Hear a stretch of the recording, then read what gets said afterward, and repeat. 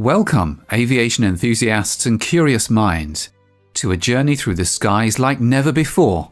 We're about to embark on a thrilling exploration of the most unusual and innovative planes that defy the conventional norms of aviation. It is a historical discovery worth its weight in gold. A truly important document of German aviation history is uncovered. It is not found in the archives or by any secret military personnel after the war. It happens instead by accident. On an ordinary day for this factory worker, he discovers a sealed canister containing a drawing. It appears to be a blueprint for the design of an aircraft. On closer inspection, the document dates back to the mid-1920s. What it turns out to be are the workings of a deadly state-of-the-art bomber, illegal in Germany at that time. Its origins are inspired by this strangely designed plane. It may look backwards, but the logic behind the design is truly forward in thinking.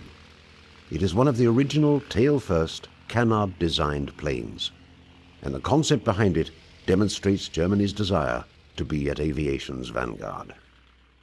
In the Ente, again the duck, late 20s, they had this design.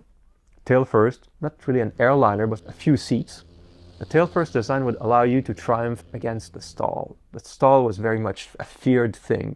You lose control, you crash. A canard, a tail first design, can say that if forward tail stalls, nose goes down, pick up speed, airplane stays in the air, all is well.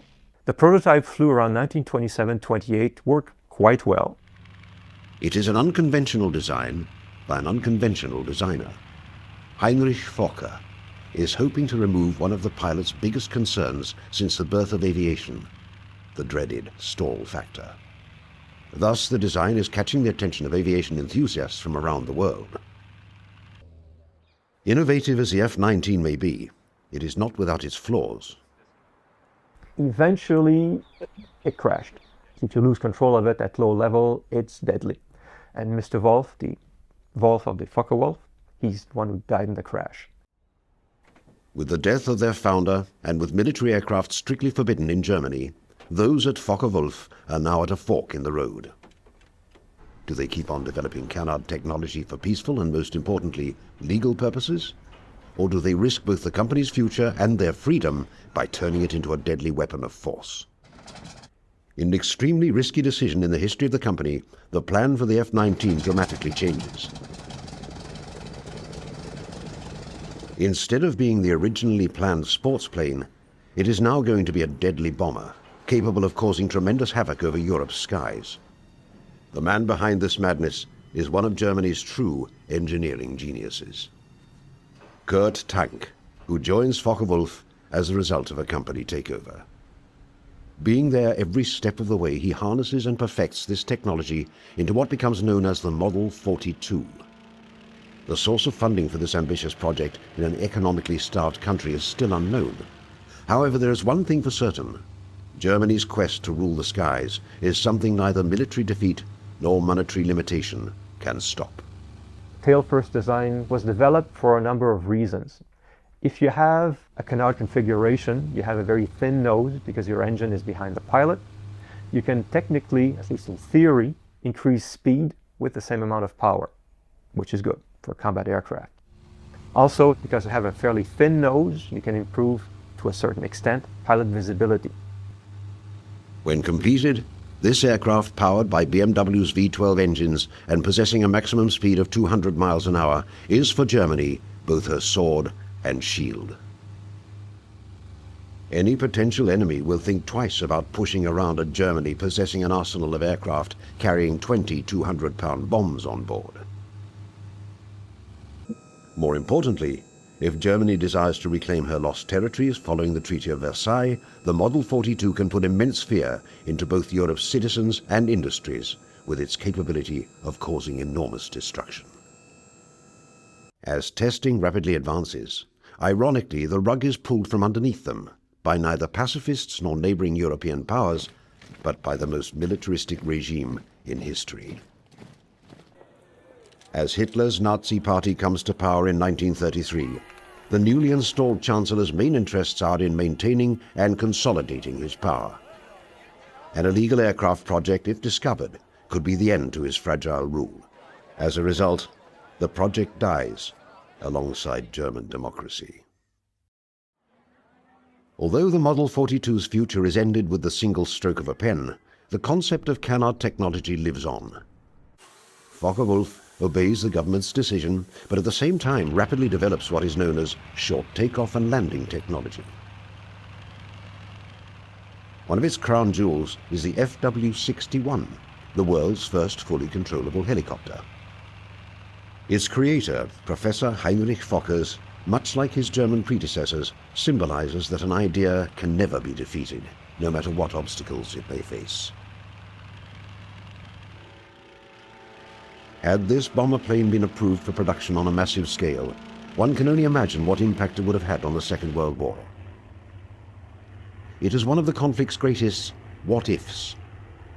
In fighting both Britain and the Soviet Union, it might well have tipped the scale in favor of Germany. The Model 42 thus may have resulted in a soaring victory and changed dramatically the outcome of the war in Europe.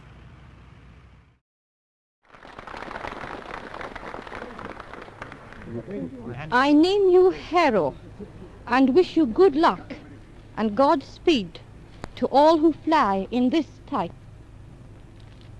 Yeah?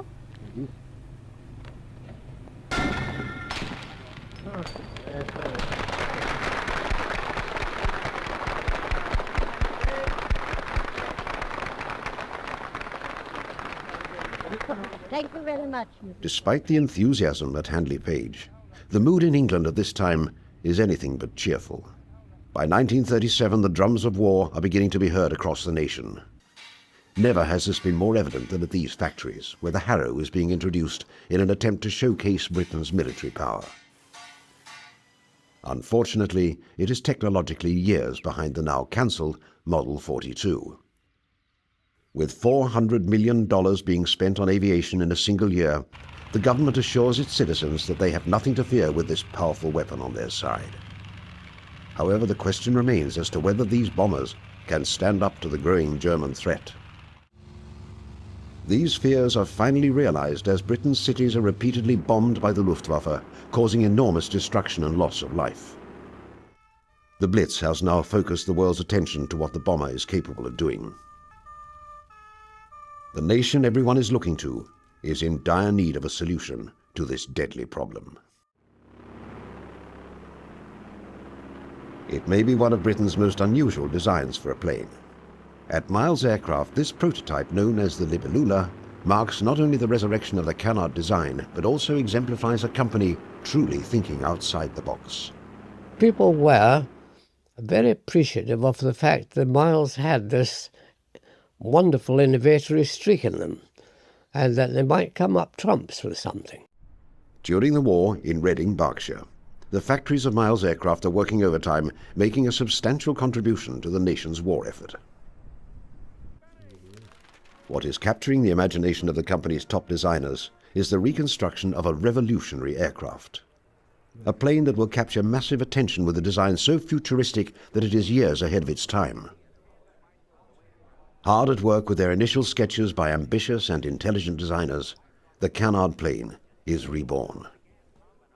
In this factory, British men and women are side by side, hard at work putting together this complicated design. While their soldiers are fighting on the front lines, these workers have stayed behind. Their job is to maintain the production of wartime equipment on the home front. And a mighty task for them is to construct this unusual plane possessing a tandem wing arrangement, requiring countless hours of labor. Unlike standard aircraft, the Libellula M35 has its wings at different heights and at different lengths. The reason for this is that the lesser wing acts as a forward-mounted stabilizer, thus improving control, especially in regards to landing. With its shorter wingspan and not requiring them to fold, when completed the M35 is to be used as a carrier-borne naval fighter. Its sister plane, the second of the Libellulas, with an additional engine, is intended strictly for bombing purposes. Its creator, George Miles, says that when completed, the plane will resemble a dragonfly. In just 90 days, the first plane is built, remarkable for its time. Those at Miles Aircraft are determined to see what this plane can do once it is up in the air. Getting the plane ready for flight, engineers are putting the Libellula in position. As the final inspections are being conducted both underneath the plane and in the cockpit, the company, having a huge investment in the aircraft's success, hopes to put it into mass production shortly, pending government approval.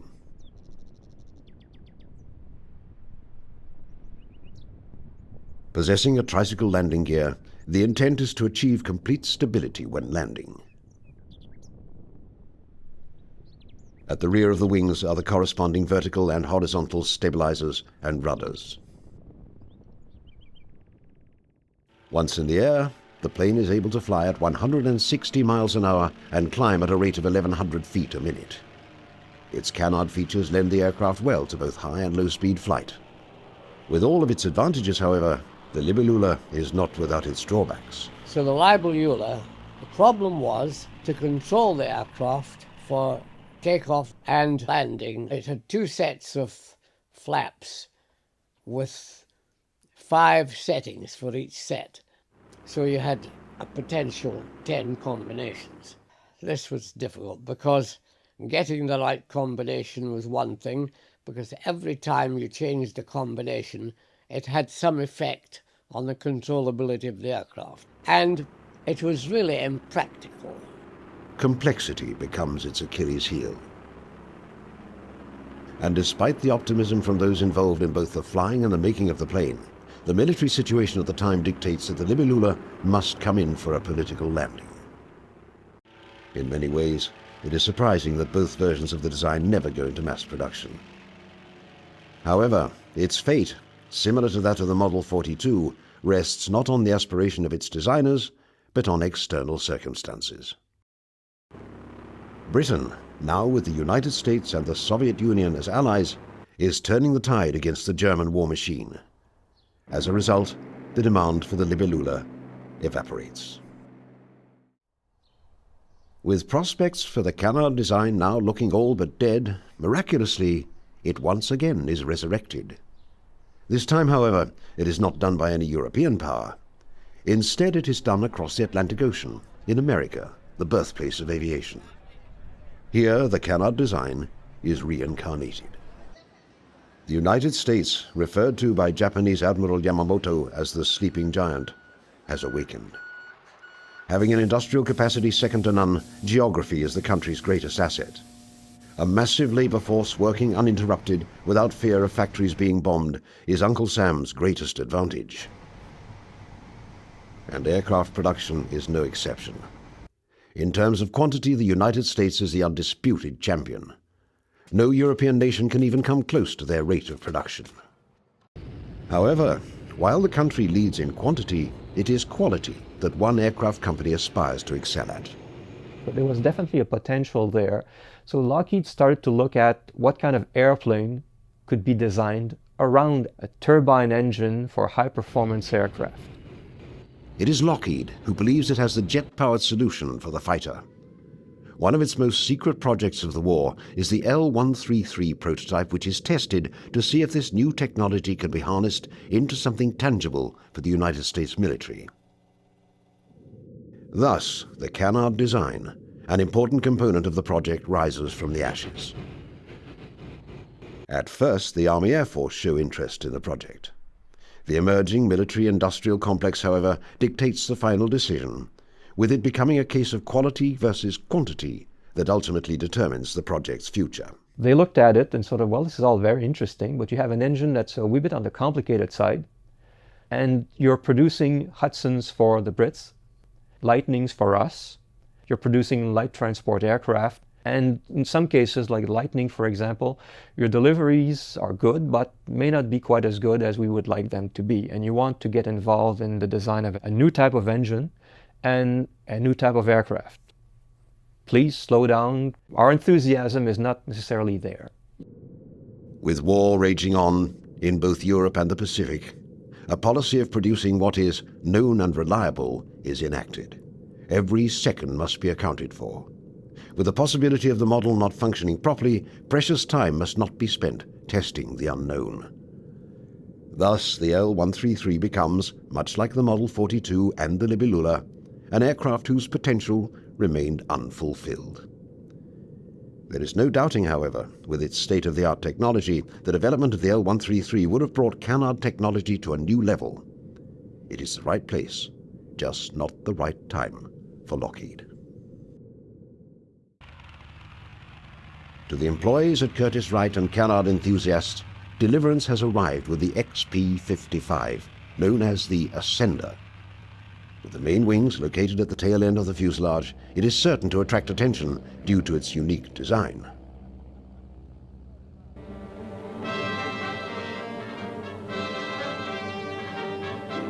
Presenting the Army's new Ascender plane. With its elevator controls in the nose and its motor and propeller in the rear, this push-propelled fighter reverses conventional airplane design. Developed experimentally as the XP55, the new plane gives forward vision for the pilot and a clear path for his gunfire. In action, the darting tail-first Ascender seems to fly backwards.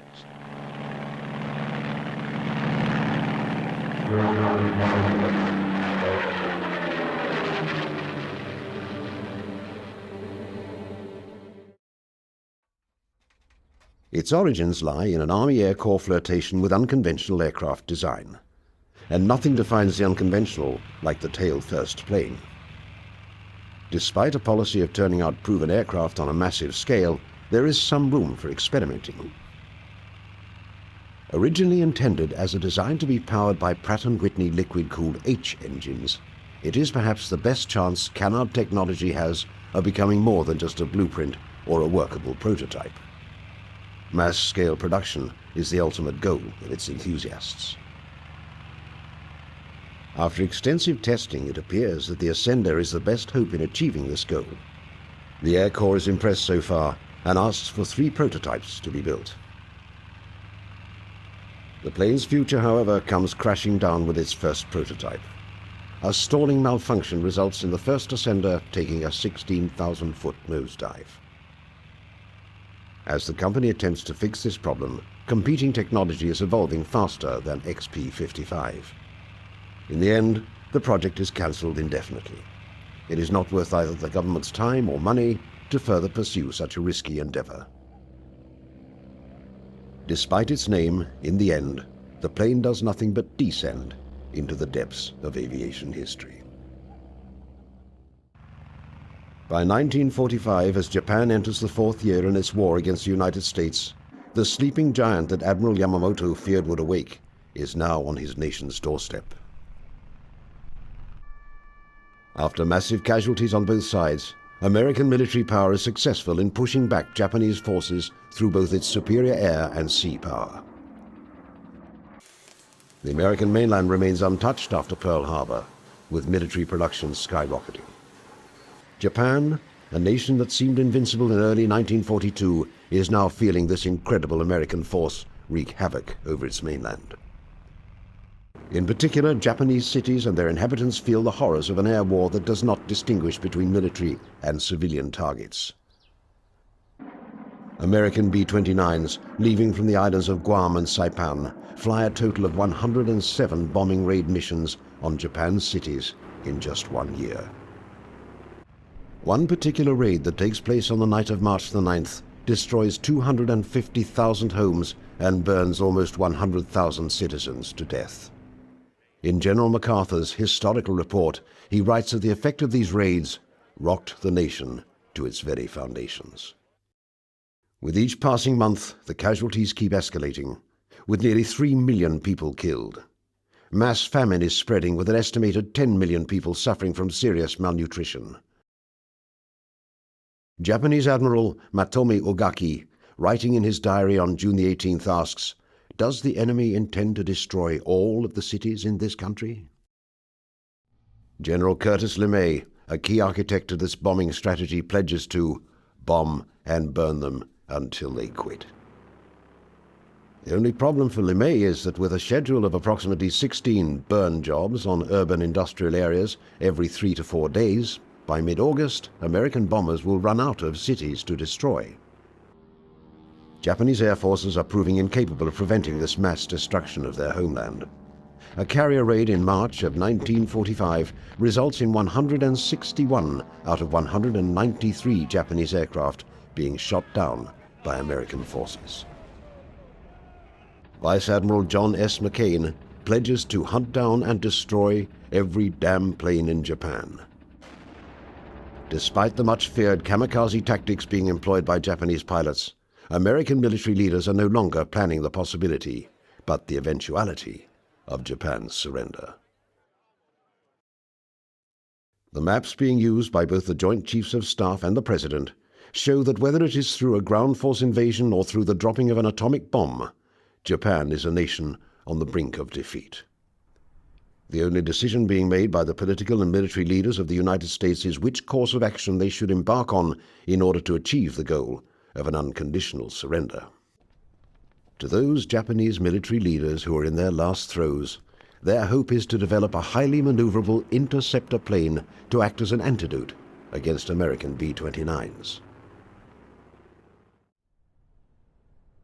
The Shinden aircraft, developed by Kyushu, is the only aircraft with a canard designed to be ordered into quantity production during the Second World War.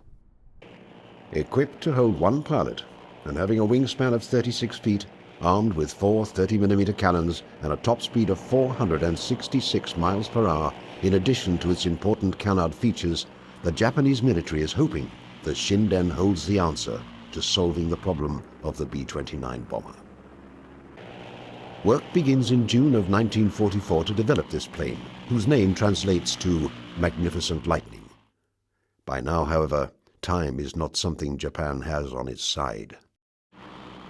Although the first prototype of the Shinden flies on August the 3rd, it is simply too late to prevent a devastating American attack. 3 days after it is tested, the first atomic bomb is dropped on Hiroshima. 3 days later, the city of Nagasaki is dealt the same blow. With these two bombings, in addition to the Soviet Union declaring war against Japan, the demand of unconditional surrender is met on September the 2nd, 1945, marking the end to war in the Pacific. The story of the Shinden remains one of the greatest what-ifs in Second World War history. Had Japanese production and testing begun earlier, would this aircraft have been able to stop American bombing plans as hoped? If the jet technology for this aircraft arrived in time, would the Shinden have been to Japan what the Spitfire and Hurricane had been to Britain in its time of need? For it remains an unknown piece of canard history.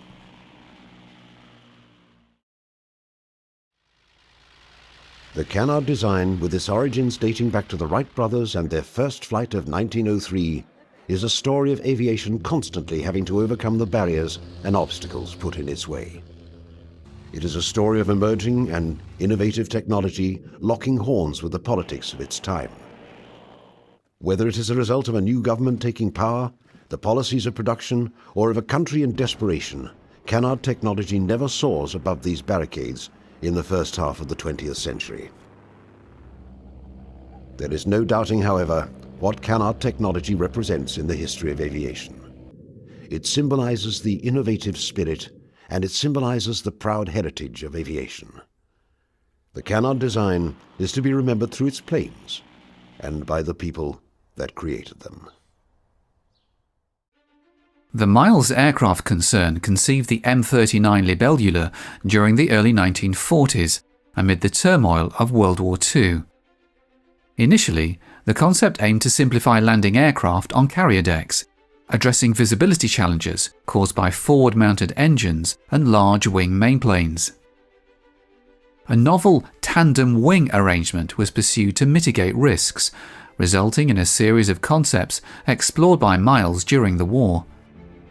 The overarching term for these Miles designs was Libellula, named after the taxonomic family of the dragonfly. The groundwork for this project began with the M35, essentially a technology demonstrator for a single-seat naval fighter. Miles pursued this endeavour independently, using the tandem wing setup to reconfigure the centre of gravity found in conventionally configured military aircraft. In a brief span of 6 weeks, Miles engineers introduced the M35. This aircraft was equipped with a single de Havilland Gypsy Major air-cooled inline engine, boasting 130 horsepower. During testing, the engine exhibited temperamental behavior and longitudinal control was problematic. Nevertheless, this design provided valuable insights into the unconventional arrangement, contributing to future developments in the field. Building on this knowledge, a new design emerged, scaled at 5/8 and designated as M39B. This single-seat demonstrator featured a pair of de Havilland Gypsy Major IC air-cooled inline engines, each with 130 horsepower, showcased in outboard nacelles beneath the rear wing mainplanes. The frontal mainplane was now positioned low against the sides of the cockpit, and the fuselage boasted a finely contoured shape from nose to tail. The undercarriage transitioned to a traditional tricycle configuration. Given the larger scope of the M39B project, its dimensions were appropriately increased. The wingspans now measured 25 feet at the front set and 37.5 feet at the rear. The overall length extended to 22.3 feet, and the maximum weight rose to 3,200 pounds. As constructed and tested, the M39B achieved speeds of up to 166 miles per hour, thanks to its twin-engine setup and tandem wing approach. The maiden flight for the M39B occurred on July 22, 1943. A dorsal fin was later fitted at the fuselage aft for additional control to complete the M39B's iconic three-finned appearance. Up until September of 1943, all of the work on the two aircraft, M35 and M39B, was as a private venture. From then on, the British Air Ministry decided to offer a formal development contract to Miles. Shortly after, Miles sought interest from the United States Army Air Forces, aware of their consideration of the domestic Curtiss XP55 Ascender, which shared a tandem wing pusher engine configuration and was intended as a fighter. The USAF's response revealed a general lack of interest in the Miles product, as the XP55 itself faced issues, particularly with stalls and recovery. The American program only progressed to flight testing, producing 3 aircraft in total. The M39B underwent evaluation at the Royal Aircraft Establishment, encountering problems from the outset. A new undercarriage had to be installed, and several accidents necessitated constant repairs, keeping the aircraft grounded for extended periods. Despite its unconventional arrangement, overall handling characteristics were considered normal. While landing and takeoff required adjustments to the standard routine, these were deemed forgivable, and stalling and recovery performed as anticipated. In 1941, the RAF issued a new specification for a medium-class, medium to high-altitude, high-performance bomber. Miles responded with its M39 project, a modified version of the M39B featuring a pressurized cockpit for a crew of 3. The proposed power for the M39 project included either 2 Rolls-Royce Merlin 61 series inline engines or 3 Powerjets W2500 gas-powered turbine engines. This design featured a significant wingspan increase, measuring 37.5 feet at the frontal wing and 55.8 feet at the rear pairing. The overall length expanded to 35.9 feet, and the maximum weight surged to 26,750 pounds. The envisioned cruising speed was 360 miles per hour, and armament was planned to include 2 20mm cannons in the wing roots, 1 gun per root, along with an internal bomb bay in the fuselage, capable of carrying up to 6,000 pounds of bombs. Ultimately, the de Havilland DH-99 Vampire fulfilled the specified requirements. The Hawker P1005 also competed for a period. Although a prototype M39 high-speed bomber was ordered under a November 1943 contract, it was never constructed. The RAF's bomber needs were met elsewhere, leading to the termination of the M39 project, along with the data-collecting M39B aircraft. While surviving the war, the M39B lasted only until 1948, when it was scrapped. Despite its shortcomings, the Miles Libellula left an indelible mark on aviation history. Its bold, unconventional design inspired future aircraft engineers to think outside the box and take risks. The Libellula remains a testament to the power of human ingenuity and the boundless potential of innovation. The Miles M39B Libellula serves as a fascinating case study of a daring, experimental aircraft that ultimately fell short of expectations. Its unique design, ambitious goals, and ultimate cancellation offer valuable lessons for future aviation endeavours. During the course of World War II, German aircraft designers embraced many unusual concepts. Some worked, but not all. The Blohm & Voss P163, a product of the mind of Richard Vogt, a German aircraft designer who conceived of many weird and wonderful designs during World War II. At a time when the shortage of aluminum was starting to affect aircraft production, the P163 concept offered a way of partially utilizing steel as an alternative, at least in a limited way. Of course, there would be a weight penalty. However, the additional strength of steel might allow the wings to support a crew gondola and each wingtip, thereby allowing much more free space in the main fuselage for engines, weapons, and fuel. Each of the gondolas would have weighed about 1 ton. Vogt predicted that they would actually improve flight performance by reducing both bending in the wings and turbulence from their outer edges. Project 163 was envisioned as a high-speed bomber, fulfilling some of the multiple roles performed by the famous Junkers Ju-88. The Junkers plane was clearly in the fast bomber class. It had a crew of 3 or 4, grouped together to improve morale and enable better communication. However, the aircraft was lightly armed and relied mainly on speed for survival against enemy fighters.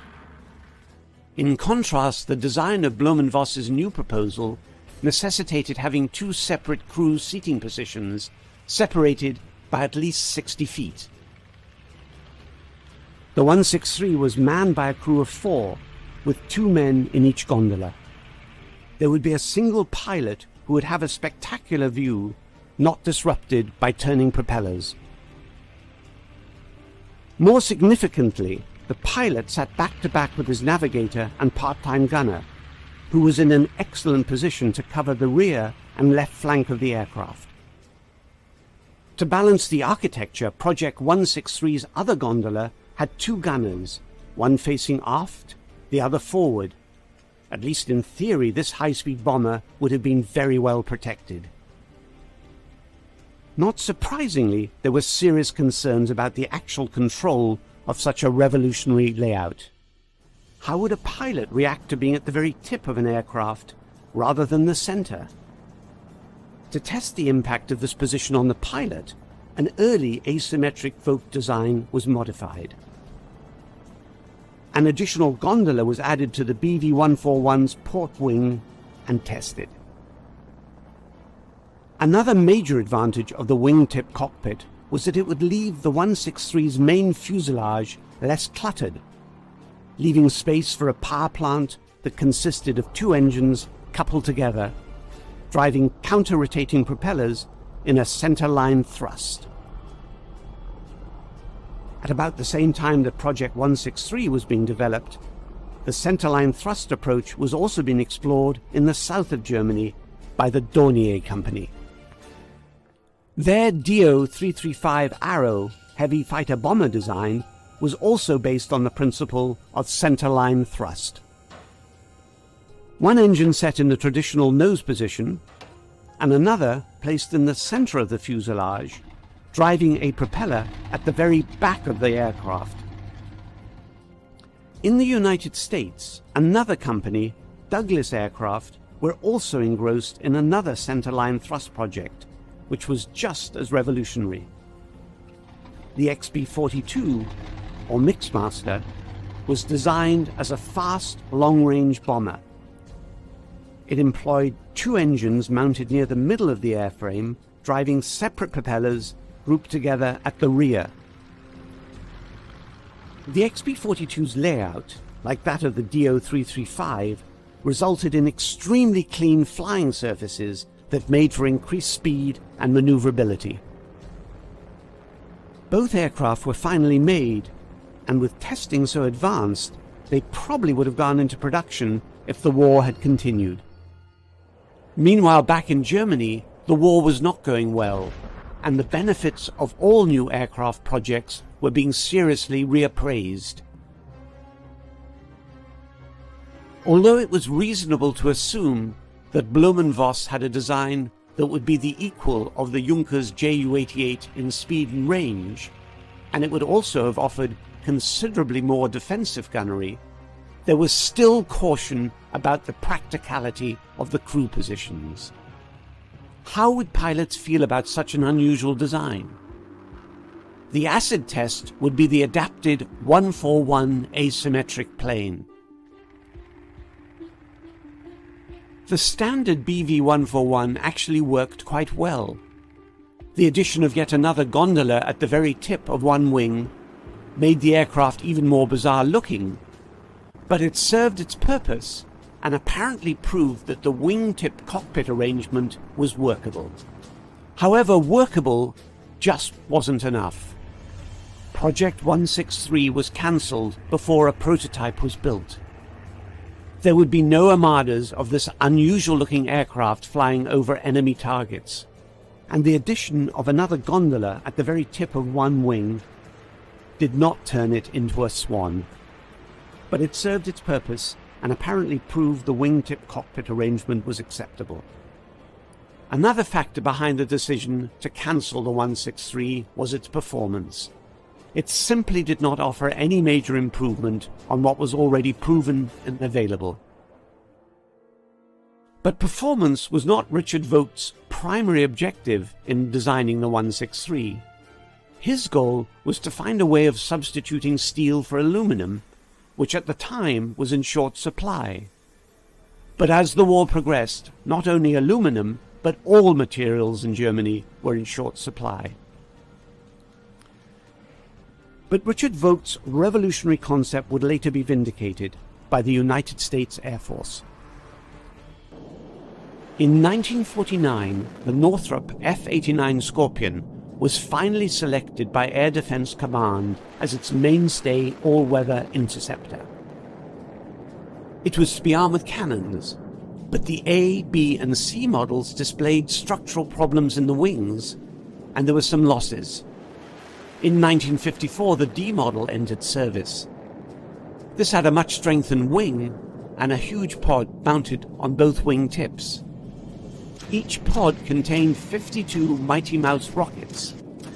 The F-89D became the main production version of the Scorpion, and perhaps supported Vogt's theory on wing bending and turbulence.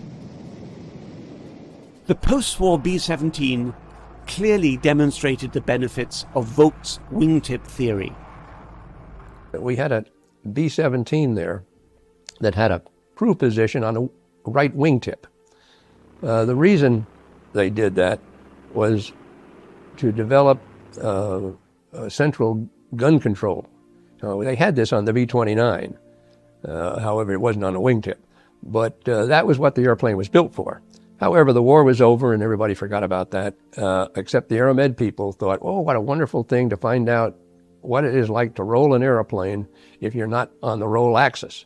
Everybody said it didn't make any difference, but they insisted on doing it, and they built a cockpit in that position out there using the formation stick, which was worked through the autopilot, and you could fly the airplane from this position out on the wingtips. I got to fly it. The one thing you did learn was, you know, when you're in turbulent air, you keep seeing the wings flap up and down. That's not exactly what's happening. The wings tips are more or less steady. It's the fuselage that's moving up and down. And you could sit out there on that wingtip and jiggle the formation stick longitudinally and make the people in the airplane sick, and you were hardly moving. But you didn't do it too much because they'd get mad at you and get even with you later. Yeah. In recognition of his genius, Richard Vogt was invited immediately after the war to work in America. He contributed to many designs, including the ambitious Tiptoe project and its many variants.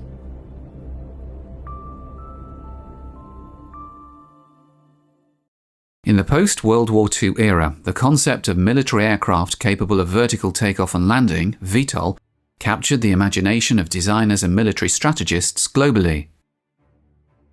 The increasing performance of land-based jet aircraft necessitated longer runways, which in turn presented vulnerabilities. A single conventional bomb on a runway could incapacitate an airbase and its aircraft. Naval aviation faced similar challenges, as aircraft carriers were susceptible to attacks.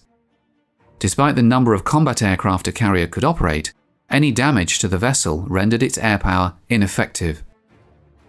The idea of VTOL-capable aircraft emerged as a potential solution to these issues.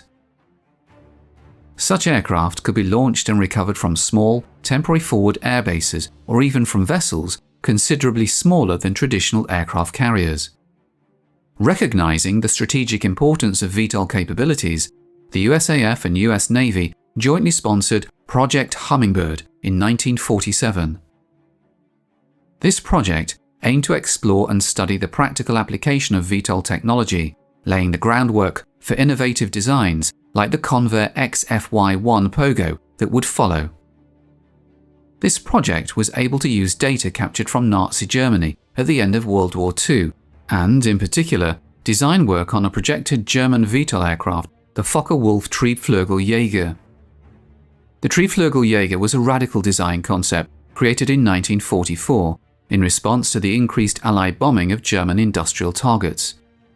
Its design never went further than the creation of wind tunnel models, but the concept of a tail set of VTOL aircraft captured the interest of the US Navy. They were interested in a fighter that could be launched from any warship and even from transport ships or tankers.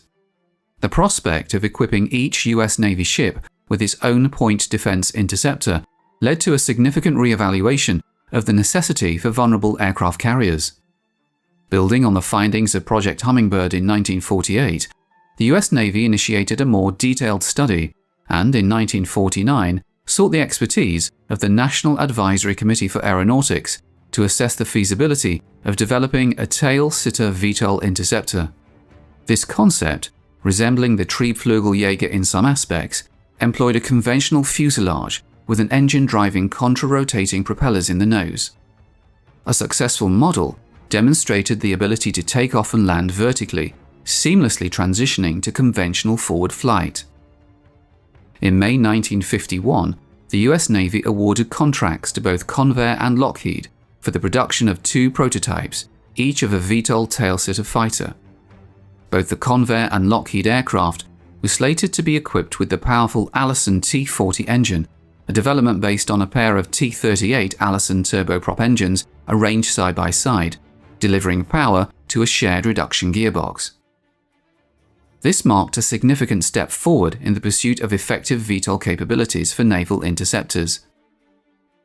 The power of the engine was estimated to be over 5,000 kilowatts.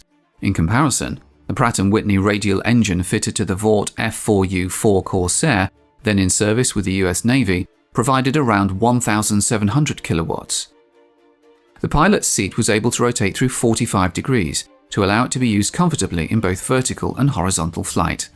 No armament was ever fitted to the XFY1, but this was expected to take the form of either 4 20mm cannon fitted in the wing's outboard of the massive propellers, or a pack containing 48 folding fin unguided aerial rockets.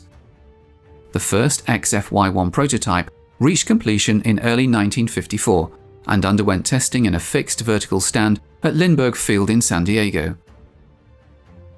The performance in this setting was satisfactory, prompting the decision to proceed with the next phase of development, involving tethered and untethered flight testing. The second prototype was transported to NAS Moffett Field near Sunnyvale, California, where a specially designed tethered test rig was set up in the colossal Hangar No. 1. This historic hangar, originally constructed in the 1930s, once housed the US Navy airship USS Macron. The rig featured a motorized reel attached by cable to the XFY1 propeller hub, providing a means for emergency reeling to swiftly return the aircraft to an upright position. The challenging task of determining whether the XF-Y1 could actually fly fell to Lieutenant Colonel James F. Skeets Coleman, a US Marine Corps Reserve pilot and engineering test pilot for Convair. Tethered flights were conducted with assistance from Convair flight test engineer Bob McGreary, who controlled the tether mechanism, ready to pull the XF-Y1 upright in case Coleman lost control. Coleman faced the daunting responsibility of testing an aircraft that was both radically different and potentially hazardous, making his role as a test pilot exceptionally challenging. In November 1954, Lieutenant Colonel James F. Skeets Coleman achieved a significant milestone by executing the first transition to horizontal flight in the XF-Y1. Remaining in conventional forward flight for over 20 minutes, he safely returned the aircraft for landing. The XF-Y1, powered by significant thrust in a compact and streamlined airframe, proved to be remarkably fast. Even with throttles at their minimum setting, the aircraft cruised at speeds exceeding 300 miles per hour. During level flight, it often surpassed the conventional chase aircraft assigned to monitor its progress. The absence of speed brakes or spoilers made landing at these high speeds particularly challenging. To address this, Coleman developed a unique landing technique. Approaching the landing field at around 300 miles per hour, he would pull the stick all the way back when close to the landing point, causing the XF-Y1 to enter a vertical climb. As the speed decreased, he carefully added power until the aircraft reached a hover at an altitude of around 1,000 feet. Then, while looking over his shoulder at the ground, he gently reduced power during the descent. The XF-Y1's lack of stability in the hover demanded constant control corrections during descent, especially as it encountered turbulence from its own reflected prop wash near the ground. One of the most demanding aspects of landing involved judging the aircraft's rate of descent within safe limits, a task requiring the pilot's attention to the ground over his shoulder and continuous control input to maintain stability. The unique characteristics of the XF-Y1 demanded exceptional skill and precision from its pilot during the landing phase. As an aid, Convair mounted a small radar altimeter pod on the left wingtip. This was connected to 3 lights in the cockpit. Green meant that the aircraft was in a stable hover, amber meant that it was descending within safe limits, and red meant that the rate of descent was too fast. Even with this device fitted, the XF-Y1 was a fiendishly difficult aircraft to land. Coleman was clearly an exceptional pilot, and when another US Navy pilot was allowed to fly the XF-Y1 for the first time in May 1955, he was lucky to survive the experience. The XF-Y1 never took to the skies again, and the project officially concluded in August 1956. Lockheed's XF-V1 tail-sitter II was abandoned without achieving vertical takeoff or landing. From a strictly technical standpoint, the XF-Y1 demonstrated success. It executed numerous flights, showcasing its ability to fly conventionally and to perform vertical takeoffs and landings. In this limited sense, it marked the first successful military VTOL aircraft. However, as a potential operational aircraft, the XF-Y1 faced insurmountable challenges. Landing safely was an exceedingly difficult task. Lacking automated flight stabilization in the hover, it demanded constant corrections from the pilot, who also had to closely and continuously monitor descent rate, position, and attitude. The second critical issue leading to the project's cancellation was performance. By the mid-1950s, jet interceptors capable of exceeding Mach 1 were being produced. In just a few years, operational aircraft would achieve Mach 2 capabilities. Despite the formidable power of its turboprop engine, the XF-Y1 could never reach even Mach 1. This limitation placed it at a distinct and insurmountable disadvantage as a combat aircraft, making its operational viability untenable in the face of evolving technological standards.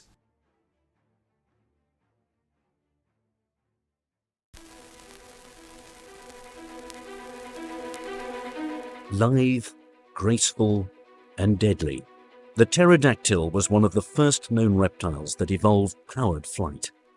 Its wing movements held within them a beautiful science that would live on long after the end of the prehistoric world. But out of the remnants of that distant past, one 20th century inventor created a method of flight that would change aviation's future. In the designs of Geoffrey Hill, the swept-wing tailless plane would not fly as a machine, but in the same style as a living animal. And the pterodactyl would find life again in a new man-made body, but would soar above the earth just as it always had.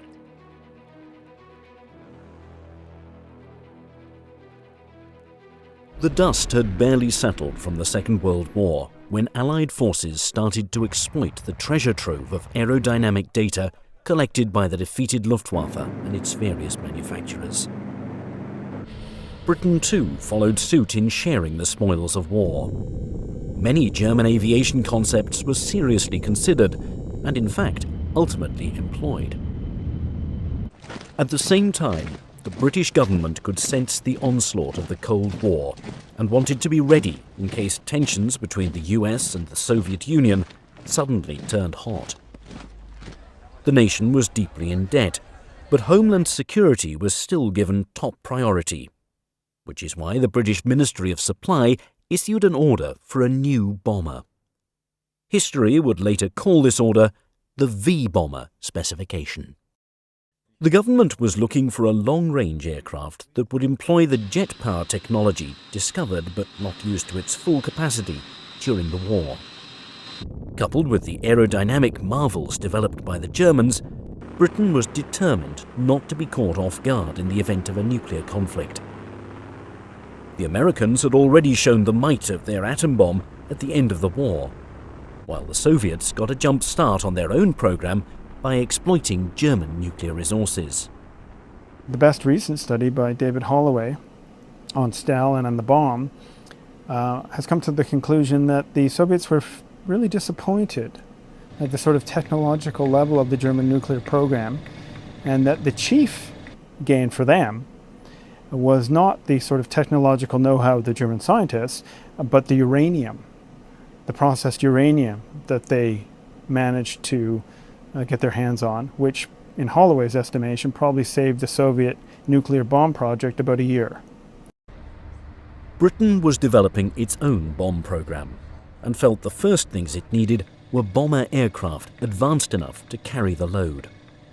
4 submissions from 4 different British manufacturers were ordered to go into production. 3 of the planes employed technology that was borrowed from newly accessible German research. Because of them, history would look back on this era as the golden age of British bombers, where grace, beauty, power and efficiency were all ingredients used to produce the majestic aircraft of Britain's V-bomber force: the Vickers Valiant, the Avro Vulcan, and the Handley Page Victor. Of these 3 bombers, the Valiant had the least sophisticated design, but was the first to see flight time, with a prototype taking off in 1951. This was a conservative but cleanly built aircraft and could accommodate a 10,000-pound bomb. In fact, the very first British atomic weapon, a live Blue Danube, was dropped during a 1956 test in Australia using the Valiant B-1. Despite being the least advanced of the V-bombers, the Valiant was the first to fulfill the purpose for which it was built. In contrast, the Avro Vulcan was a sleek subsonic bomber and sported a unique delta wing configuration that set it apart. Its wingtip rudders gave it control even while carrying 21,000 pounds worth of bombs. Of all the V-bombers, the Victor was regarded as the most futuristic and avant-garde in both looks and performance. Because it was specifically designed to quickly invade Soviet airspace, it could fly higher and faster than any of its contemporaries. Despite the defense capabilities these 3 planes gave Britain, it was interesting that none of them was 100% British. Each had its origins in the seized German research.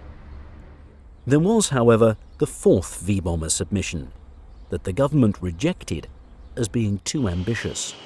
It was the Short Brothers PD1, a medium-range bomber design that had very little to do with seized German technology and more with a single flying wing.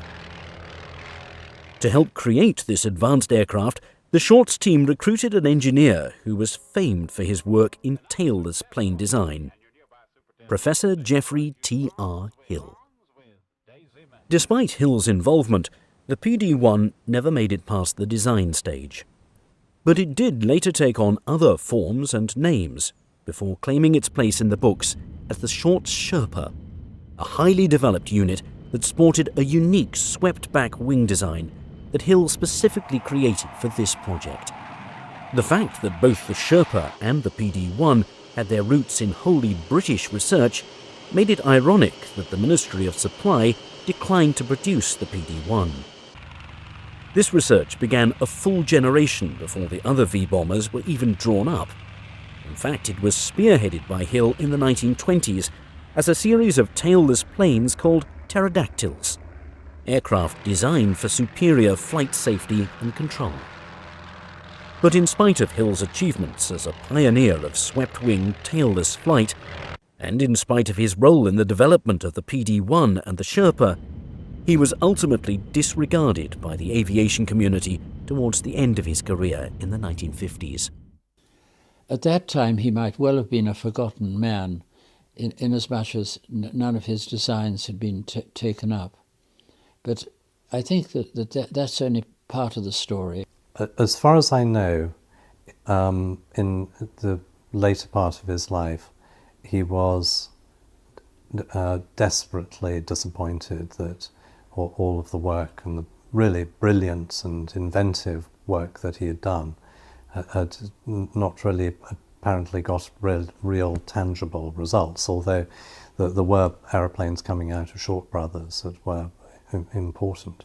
Hill believed that a swept-wing, tailless aircraft represented a more natural method of flight. But he wasn't the one who started the movement. It all began in the early 1900s with a pilot and designer named John William Dunn, whose work greatly influenced Hill. Dunn's goal was to develop a flying machine that required no steering. He designed aircraft for Britain that always bore the distinctive V-shape of an arrowhead, later to be known as swept wings. The original Dunn biplane was such an achievement that almost a full century later, a Canadian mechanical engineer named Barry McKerracher built a full-sized replica of a later version called the Burgess-Dunn. Now permanently on display at the Royal Canadian Air Force Museum in Trenton, the plane is the spitting image of the 1914 Burgess-Dunn, from the pilot's seat to the copper gas tanks to the airframe. But the plane's swept wings were its most revolutionary feature. This particular airplane would not fall or stall.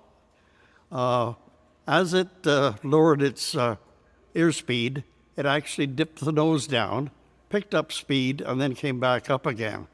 It didn't fall off to either wing, which is some things that happen to straight normal biplanes or wings. The idea would change conventional aviation, but Dunn had a hard time proving it. Almost a decade and 4 limited prototypes later, the military had had enough of Dunn's seemingly quirky planes. Spurred on by financial support from his friends, he built and successfully flew the Dunn D5 tailless biplane. Dunn soon built more prototypes, including the smooth and stable D8, which is what caught the eye of an American boat and aircraft builder named Starling Burgess. After Burgess bought the US manufacturing rights, the Burgess-Dunn biplane began its development. Its full wingspan was 47 feet, but the fuselage itself was only 26 feet long. There were 2 seats up top for the pilot and navigator, with the seat in front guaranteeing a particularly thrilling ride. There was absolutely nothing in front of the pilot except his own feet. The seaplane was about 11.5 feet tall and rested on a large float on bottom, making the whole fuselage look something like 2 canoes connected with piano wire and wooden planks. The aircraft was designed with control and handling components to add to its inherent stability. This was so the plane would appeal to military buyers, as it did to the Canadian government. During the First World War, the Burgess-Dunn became the first military plane Canada ever purchased. But a rocky delivery prevented it from ever getting airborne. They got to Quebec City, they didn't have time to take the airplane apart. So they put the airplane on the top of the deck and tied it down so tightly that it wouldn't move. Well, if you get in a rolling sea, things had better move or they're going to be in, and it's exactly what happened at about, I'd say, 100 miles out or on a rough sea, and the airplane just broke up. Nevertheless, the plane's purchase was a triumph of epic proportions for John W. Dunn, who was once believed to be a failure, but will forever be remembered as the creator of the very first swept-wing, tailless aircraft. While Dunn's journey of producing his plane was finally coming to fruition during World War I, Geoffrey Hill's journey in the aviation industry was just beginning. While on his honeymoon at the end of the war, he happened to look out onto a pond nearby at seagulls on the water. He couldn't help but notice how the birds could achieve a variety of gliding positions without ever losing control of their wings or flight path. Wouldn't it be ideal, he thought, if an aircraft's wings could adjust to the airflow around it, just like the wings of a bird? He soon got the chance to put his newfound inspiration to the test, and, fittingly enough, it took on the name of a prehistoric bird, the pterodactyl. After a brief stint working as a test pilot, Hill won a 3-year research scholarship, which gave him free rein to develop his ideas. Living just outside Farnborough at that time, he spent his days outside building his very first prototype by hand. His wife, May, also helped out by stitching canvas for the wings and lending her husband a hand when he needed it. One day in 1923, the president of the Royal Aeronautical Society, Colonel Alec Ogilvie, dropped by with a financial vote of confidence for the struggling engineer. And he came and sat in the kitchen, and he said to Geoffrey, "How are you off for money?" And Geoffrey said, "Pretty short. It's getting pretty short, sir." So Colonel Ogilvie reached in his pocket and produced a £50 note, and that was big money in those days. And he said, "Will this help?" "It certainly will, sir," my father replied. Colonel Ogilvie said, let me know how you get on, because I want to come and watch you fly it." And Geoffrey said, "Well, there are plenty of other people who might like to fly it." And Colonel Ogilvie said they're all absolutely scared stiff that they're going to be chosen to fly it, and they're unhappy about whether it will fly or not.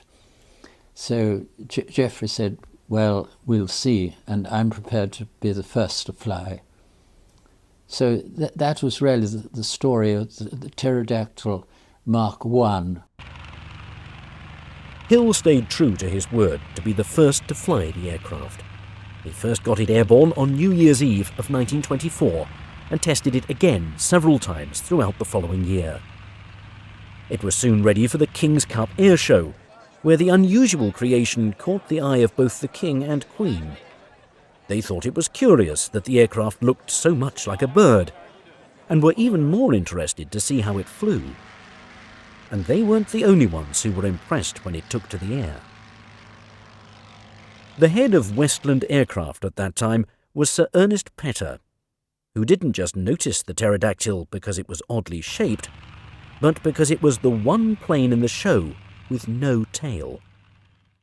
In almost no time, Hill was named Westland's tailless aircraft designer, and the family moved into a house in Yeovil, which would be their home for the next 8 years. Hill's home away from home would be the Westland facilities, where he was immediately put to work on the Westland Hill Pterodactyl 1A. It was a 2-seater monoplane with a greatly streamlined design and a 75 horsepower engine tucked in the back. Over the course of 1926 alone, this aircraft made 21 test flights and could reach a maximum speed of 70 miles an hour. Despite his flying experience, Hill was told by Westland to stay out of the cockpit and instead get back to the drawing board to devise a new and improved Pterodactyl II, which was designed as a pusher biplane. All of Hill's early models sported wingtip controls that were a combination of ailerons and elevators, namely elevons, which were common on several tailless swept-wing planes in that era.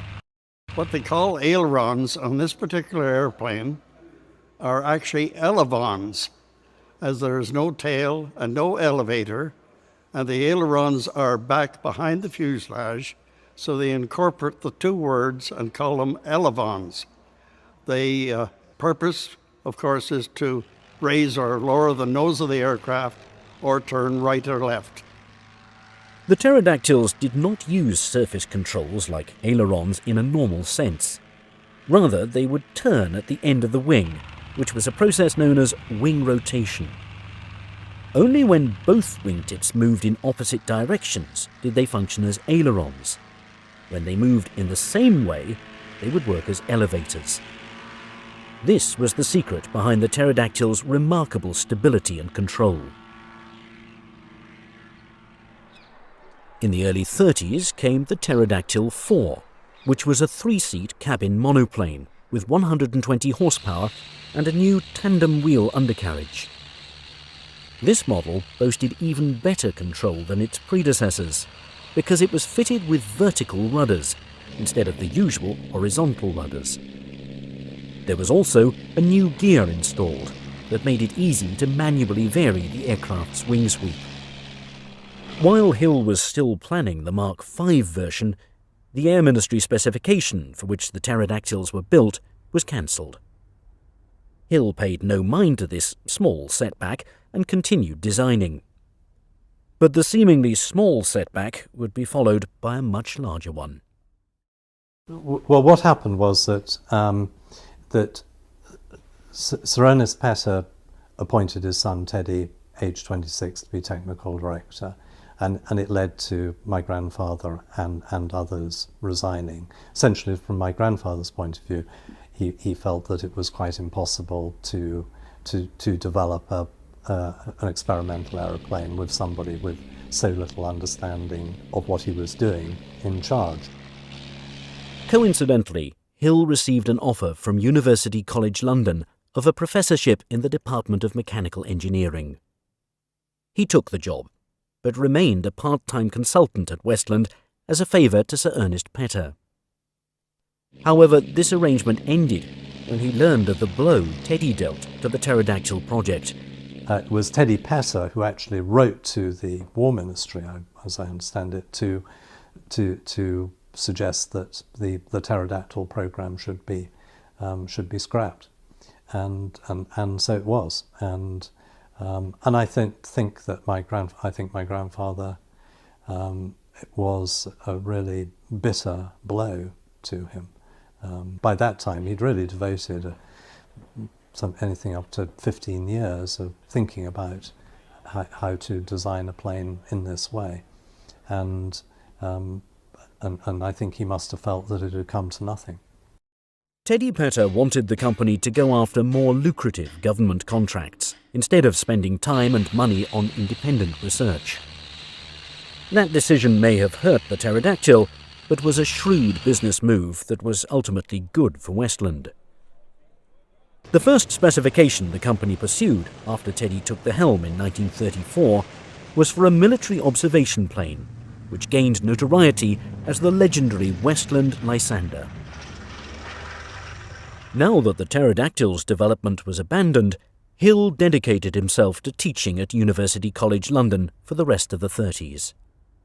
But he again got the chance to employ his tailless principles on an aircraft when the British government sent him to Canada for 2 years during the Second World War. The Allies did not have the upper hand in battle in 1942, and the UK felt it needed better technology.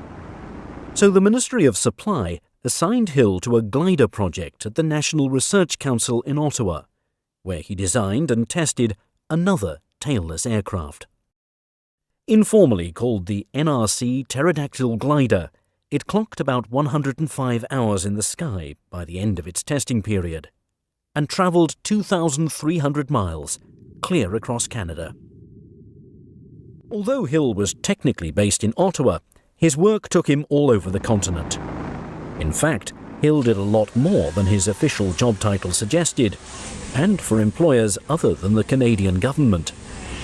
He was known as the Senior Scientific Liaison Officer. He was very proud of the title because he said it doesn't mean a thing. So I asked him, what did it involve? And he said, well, I go around the different aircraft manufacturers and help them with their sums. Helping with their sums was really a cover-up, because all the time he was working with Boeings, and they were thinking ahead long after the war. Where do we go to from here? While working with American manufacturers, Hill met another pioneer in flying wing technology, Jack Northrop, and built a solid rapport with the American aircraft engineer. Focusing on the flying wing was a wise instinct for both men, as the high-wing, tailless monoplane style of aircraft was poised to make a comeback. Although Hill's talents were not always appreciated by the aircraft companies in his native land, the Americans were quite taken with his skills and knowledge. This led to a lucrative offer at the end of the war that would have completely changed Hill's professional life. My mother suggested that Boeing's wanted him to join them as their chief designer at the end of the war. And certainly I believe there were conversations about that, and he was trying to entice, he would have unlimited travel for him and his family between the UK and Seattle. And of course, had he worked for Boeing's, the world would have been his oyster in terms of his ability to develop ideas. And so inevitably there is a sense, that here was a really remarkable man. But Hill could not bear to leave Britain for good, even if turning down Boeing was a terrible career move. Upon returning home at the end of the war, Hill was promoted to Dean of the Faculty of Engineering at University College London. By this time, the war was over, but tensions in Europe were still simmering. Germany was still a hotbed for political trouble, and the presence of the Soviet Union in that country did not help the situation. With this in mind, Britain's Ministry of Supply issued requirements in 1947 for an advanced bomber that would protect its interests should the need arise. These requirements for a very complex and cutting-edge aircraft were later known as the V-bomber specification. However, the ministry recognized it would be difficult for most manufacturers to quickly fulfill this need. So it also put out a more simple order for a conservative World War II-style bomber that could carry a heavy load and be built much faster. Short Brothers of Ireland won the bid to make this four-engined aircraft called the SA-4 Sperrin, which looked more like a product of the Second World War than a contender to fly in the Cold War. The ministry thought so too, but only years later, when two prototypes were already in the works. Shorts was formally told that the Sperrin would not go into production, but its prototypes could still be completed and tested. At about the same time that Shorts was drawing up plans for the Sperrin in 1947, it was also readying itself to relocate to better facilities in Belfast.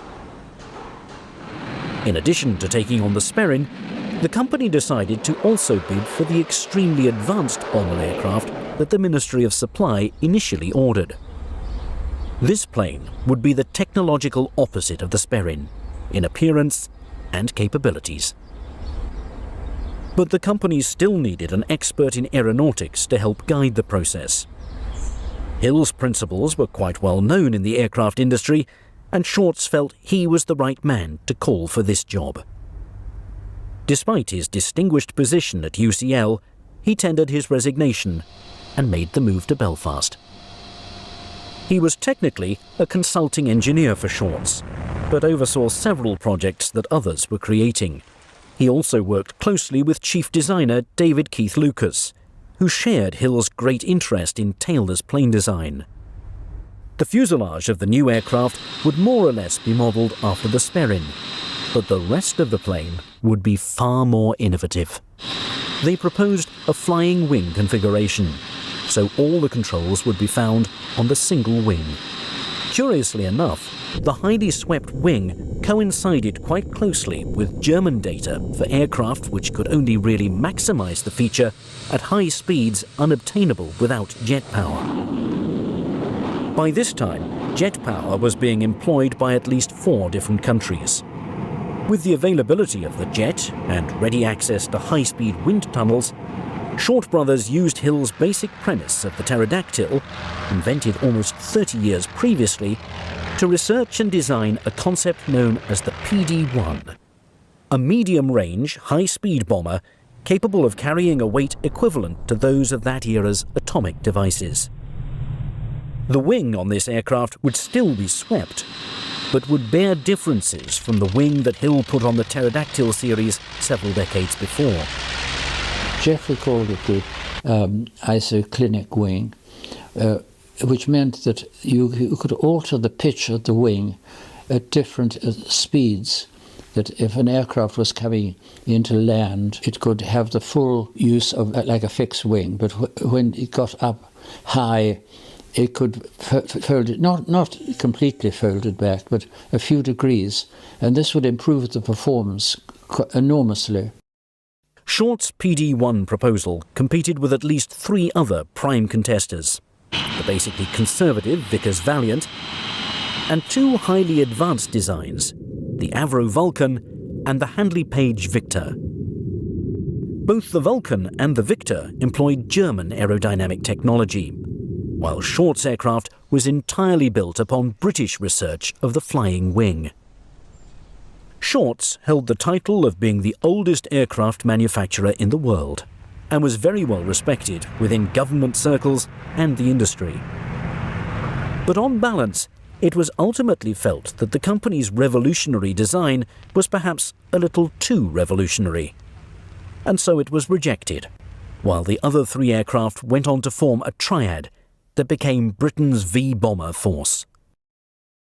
Not to be deterred, Short brothers continued privately in 1951 with the development of their 1/3 experimental glider model of the PD1, which was called the SB1. This glider was the first aircraft that actually featured Geoffrey Hill's aero-isoclinic wing, and was designed to be an inexpensive machine, which was a good thing, because the only prototype crashed after just a few months of testing.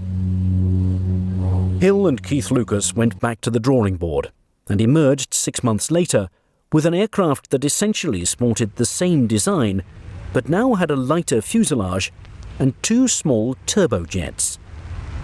The rotary wingtip controls remained, as they would provide this new aircraft with greater stability at transonic speeds. This plane was known as the SB4 Sherper, a unique design that could trace its ancestry directly back to the pterodactyls of the 1920s. The Sherper was first flown in 1953 and ushered in a whole new era of flight engineering. But that wasn't all it represented. This test flight brought with it vindication for Geoffrey Hill, who spent a lifetime trying to prove the worth of the tailless plane and the isoclinic wing. This was a lifetime wrought with personal and professional battles to progress a way of aircraft design that was very much ahead of its day. But as far as Hill was concerned, it wasn't at all about personal glory. It was really only about seeing a good idea get recognized. I think he never personally pushed himself to be recognized. He would never sort of say, what a good boy am I. No, he was very reticent of taking any personal praise. He would take the attitude that gets in the way of progress. It seemed the very thing Hill had been waiting for was the Sherper to touch the sky. When it finally did in 1953, he retired. By that time, the once vigorous engineer found his life was slipping into decline, both in terms of his health and the way he was regarded in the aviation industry. A story that sort of encapsulates this was told by Harold Penrose, again the chief test pilot at Westlands, in I think it was 1954-55, at the Farnborough Air Show. My grandfather always had a drinks party to which he invited all his old friends and so on. And Harold Penrose was running very late for getting there, but eventually got there and was very dismayed to find that there were no cars in the driveway.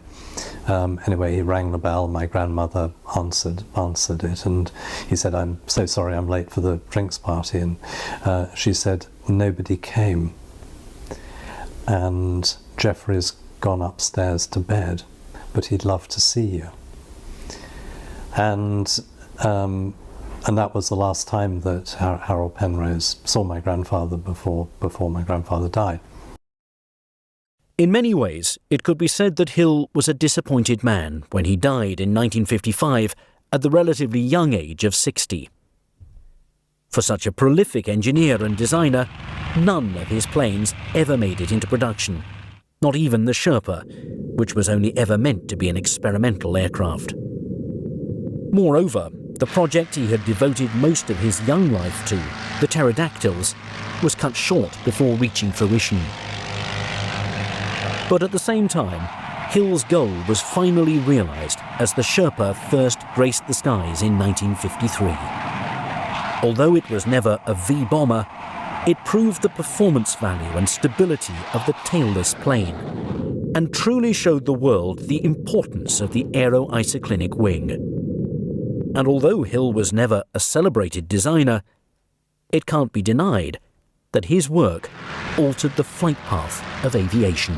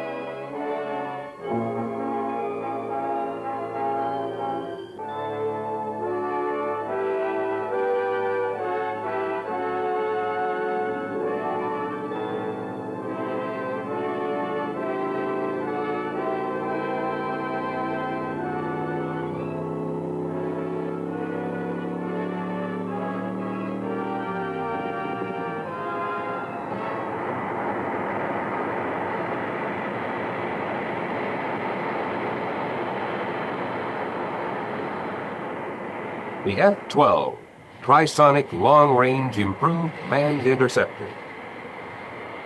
Capable of sustained supersonic cruise at more than 2,000 miles per hour.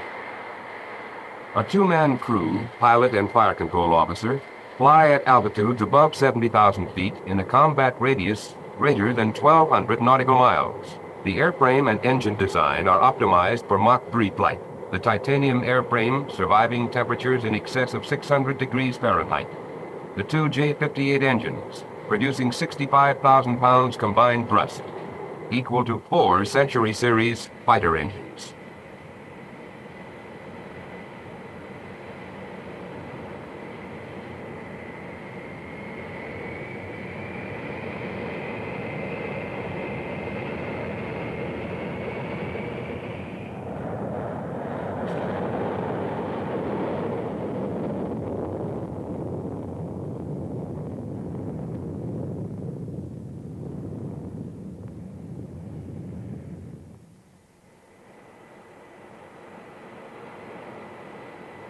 Airborne, the F-12 acts as a freelance hunter-killer.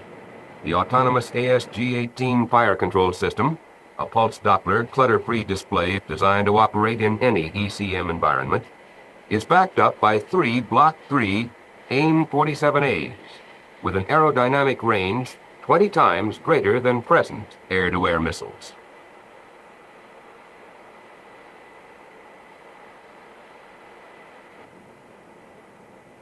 An onboard computer guides the pilot to a collision course in the horizontal plane.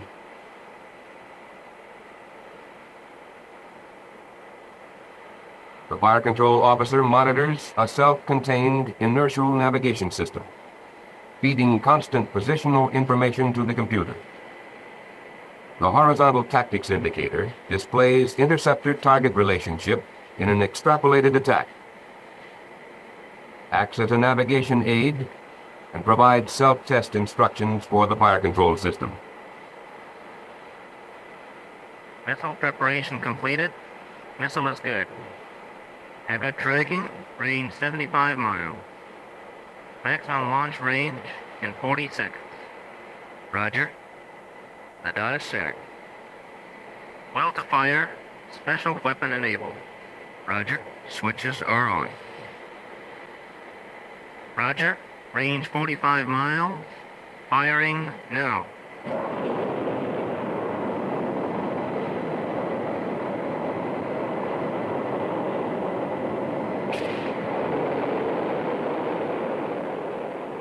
Designed to fire at the F-12's optimum cruise altitude with only gross steering required by the pilot, the semi-active pulse Doppler guided missile with conventional or nuclear warhead speeds on a collision course at Mach 6.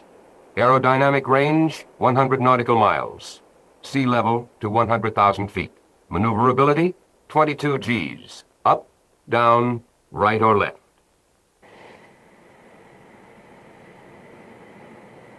Complementing the radar is the infrared search and track subsystem. Infrared energy is gathered at long range, allowing early detection of supersonic targets. IR target confirmed. Better check on our commitment. Army control, this is Alpha X-ray 02. Have an IR target 30 degrees left. Should we hit it? Alpha X-ray 02, that is affirmative. Freelance approved. We'll have a subsonic track for you within 10 minutes. The F-12's ability to act as a free agent or respond to precise ground control, combined with its speed and maneuverability, give it a multiple commitment capability over a wide area of NORAD. Worldwide, the F-12 can fly across the Atlantic without refueling in little more than 2 hours. From the United Kingdom, its combat radius covers all of Europe. For Far East deployment, F-12s could make the 7,200-mile trans-Pacific flight to the Philippines in 5 hours with just 2 refuelings and be effective in combat over a wide area. The YF-12A has been flying successfully for a number of years, logging several hundred hours. Even better performance can be expected in the production model. The airframe is a duplicate of the SR-71, an outgrowth of the original YF-12A program. Removing ventral fins and extending chines forward improve aerodynamic stability, increase fuel capacity, and gross takeoff weight. Additional fuel and improved engines extend the ferry range. Payload is increased to 4 missiles. Folding fins allow internal installation, and a trapeze rail launcher permits checkout of 85% of missile functions before launch. A new antenna provides significantly more detection range, more than 100 nautical miles against a medium bomber target. And infrared system performance is improved. The F-12, holder of 9 world records, truly represents a giant step forward in aircraft technology and performance. The first titanium airframe, first sustained supersonic cruise, first pulse Doppler clutter-free radar, and a fire control system designed to operate autonomously. With long-range, highly maneuverable missiles fired from optimum cruise altitude at trisonic speeds, in a performance envelope many times greater than our present capability, the F-12 stands ready today to meet the air defense needs of the 1970s and beyond. F-92A Convair Model 7002 is a research airplane, a part of the XF-92 program. It is presently being flown at the U.S. Air Force Base, Muroc, California. The purpose of these flights is to gather data concerning the characteristics of a new configuration designed to meet the requirements of an interceptor fighter operating at transonic and supersonic speeds. Extensive study and research by Convair engineers some time ago led to the conclusion that the best aerodynamic configuration for this type of operation was one utilizing a 60-degree delta wing. The wing planform promised several major advantages. First, low drag at transonic and supersonic speeds. Second, smooth handling characteristics and freedom from buffeting at transonic speeds. Third, satisfactory low-speed handling characteristics. And fourth, a structural form ideal for attaining high rigidity, lightweight, and simplicity. Numerous tests of models in wind tunnels and in free flight have confirmed these conclusions. Full-scale confirmation, however, is essential. The Model 7002 airplane was constructed to obtain these full-scale data. It has a 60-degree delta wing and a similar vertical surface. The airplane is powered at present by a single J-33A-23 jet engine with 5,400 pounds thrust for takeoff. Although this is less thrust than is obtained from more recent power plants, it does permit exploration of the airplane's characteristics at high subsonic speeds in level flight. Still higher speeds are obtained in dives. To establish correlation between theory and practice for this new wing planform, a flutter study is being conducted as a part of the program. A major problem in the design of all aircraft capable of transonic speeds is that of providing satisfactory control forces. The 7002 utilizes a 100% hydraulic boost system with no feedback. The pilot senses stick forces which are produced by an artificial field system. Forces are made to vary automatically with airspeed. Pilot comments during flight tests are taken on a wire recorder. An oscillograph and movie photo panel installed in instrumentation compartments comprise the other principal means of recording test data. Perhaps the most outstanding characteristic of the 60-degree delta wing is the low drag rise encountered at transonic speeds. A comparison of the increases in drag coefficient of conventional swept-back wings and that of a 60-degree delta wing near Mach 1 is presented here. The maximum value of the drag coefficient C sub D for the conventional wing is approximately 4 times that of the delta wing.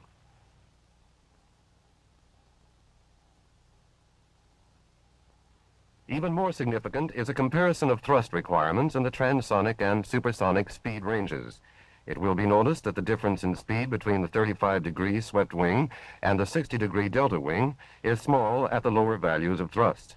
However, at the higher thrust, representative of future power plants, the advantage of the delta wing becomes very impressive.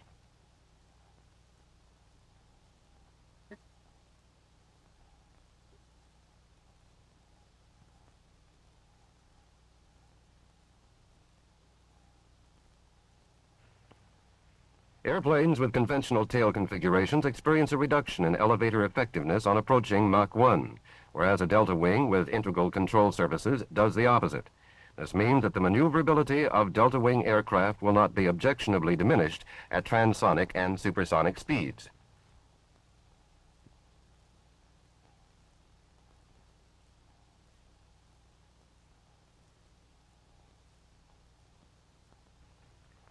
Another advantage of the delta wing is that gusts produce lower structural loads. Presented here in graphical form are comparisons of the effects of negative and positive gusts of 2 intensities. Flight at supersonic speeds with the best turbojet power plants now being developed is practical only when wing thickness ratios are 5% or less. At 5% thickness, the wing weight per square foot of a delta wing is less than half that of a conventional wing with sweepback.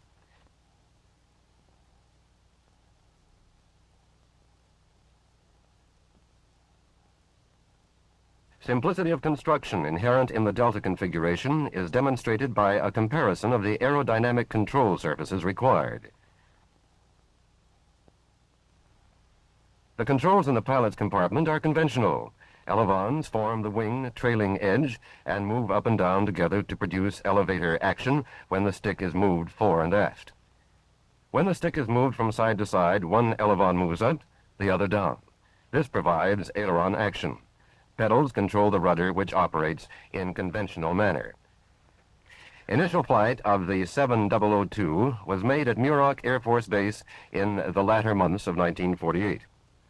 In such testing, precise scheduling of operations is required. Other test projects utilize the same facilities. Coordination of all test activities is performed by the Air Force. Before the airplane is taken from the hangar, film is inserted in the instrument recording cameras, batteries are charged, and numerous other items are serviced or inspected. In order to have full tanks for flight, the airplane is towed to the runway before the engine is started.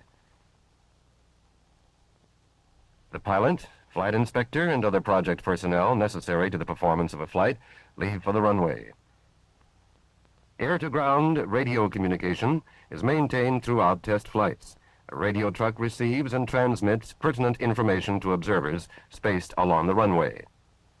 Wind velocity and direction are measured immediately before takeoff. Prior to the first extended flight, a number of high-speed taxi runs and straightaway flights just off the runway were made to provide data for adjustment of the control sensitivity.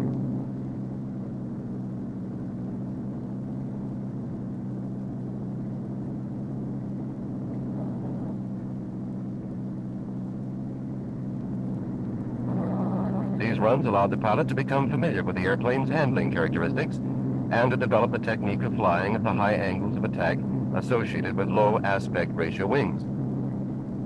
The first tests were conducted on the 7-mile lake bed runway. Subsequent flights have been carried out from time to time on the main concrete runway and the shorter lake bed runways. The combined efforts of the Air Force, the NACA, and Convair have been devoted to the launching of this new type aerial weapon.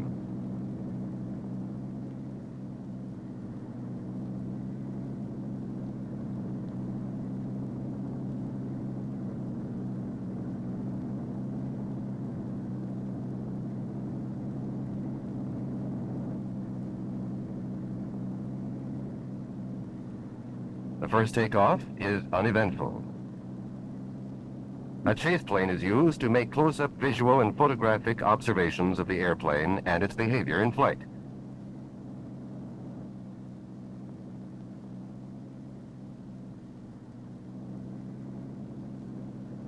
The two pilots maintain contact by radio. Movie cameras within the fuselage record control movements, airplane attitude, throttle setting, speeds, pressures, temperatures, in short, every aspect of the flight. Approximately 1,500 pounds of instrumentation is carried. This represents more than 10% of the airplane's gross weight. The gross weight at takeoff is about 13,500 pounds.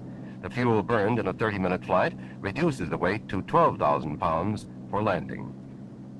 Completion of the first flight marks the beginning of a period of adjustment, calibration, and research testing. Records must be removed, reproduced, and studied before another flight. The study, planning, and preparation of instrumentation for each flight takes much more time than the operations connected with flying. Limited tests to date show lower drag and higher performance than predicted. Difficulties encountered up to the present time all appear to have reasonable solutions. No problem has yet arisen which compromises the basic advantages of the delta wing configuration. This airplane is the one design now flying in which a pilot can operate transonically with no undesirable aerodynamic disturbances. With the inherent low drag and good aerodynamic characteristics at transonic and supersonic speeds, the Air Force now has a weapon which can be developed tactically with confidence. Throughout the 1950s, major aircraft manufacturers in the United States were eagerly exploring the potential of vertical takeoff and landing (VTOL) technology across various military applications. With the looming threat of intercontinental ballistic missiles and thermonuclear weapons, the military sought VTOL aircraft capable of operating from small dispersed sites without relying on traditional air bases or aircraft carriers, targets that were increasingly vulnerable to attack.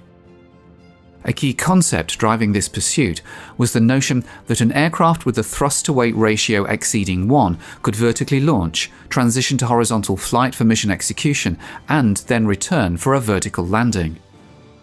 Such capabilities promised to eliminate the need for expensive and easily targeted runways, enhancing the aircraft's survivability and operational flexibility in a rapidly evolving strategic landscape. Among the pioneers in this endeavour was the Ryan Aircraft Corporation, which endeavoured to translate this concept into a practical fighter aircraft for the Air Force with its X-13 Vertijet. However, like most other VTOL aircraft, the performance compromises made for their unique capabilities did not warrant its introduction in place of more capable conventional aircraft. The idea for the Vertijet originated just after World War II, when engineers for Ryan casually debated whether or not their FR-1 Fireball, which had a thrust-to-weight ratio of 1 at low fuel quantities, could take off vertically. The vertical takeoff idea soon advanced beyond the discussion stage. In 1947, the Navy's Bureau of Aeronautics enlisted Ryan for a contract aimed at exploring the technical complexities associated with developing a vertically launched jet fighter, a pivotal aspect of a broader initiative to assess the viability of submarine-based aircraft. Concurrently, the Navy funded a series of experimental tail-sitter aircraft comprising conventionally configured planes outfitted with large counter-rotating propellers designed to rest vertically on reinforced tail sections.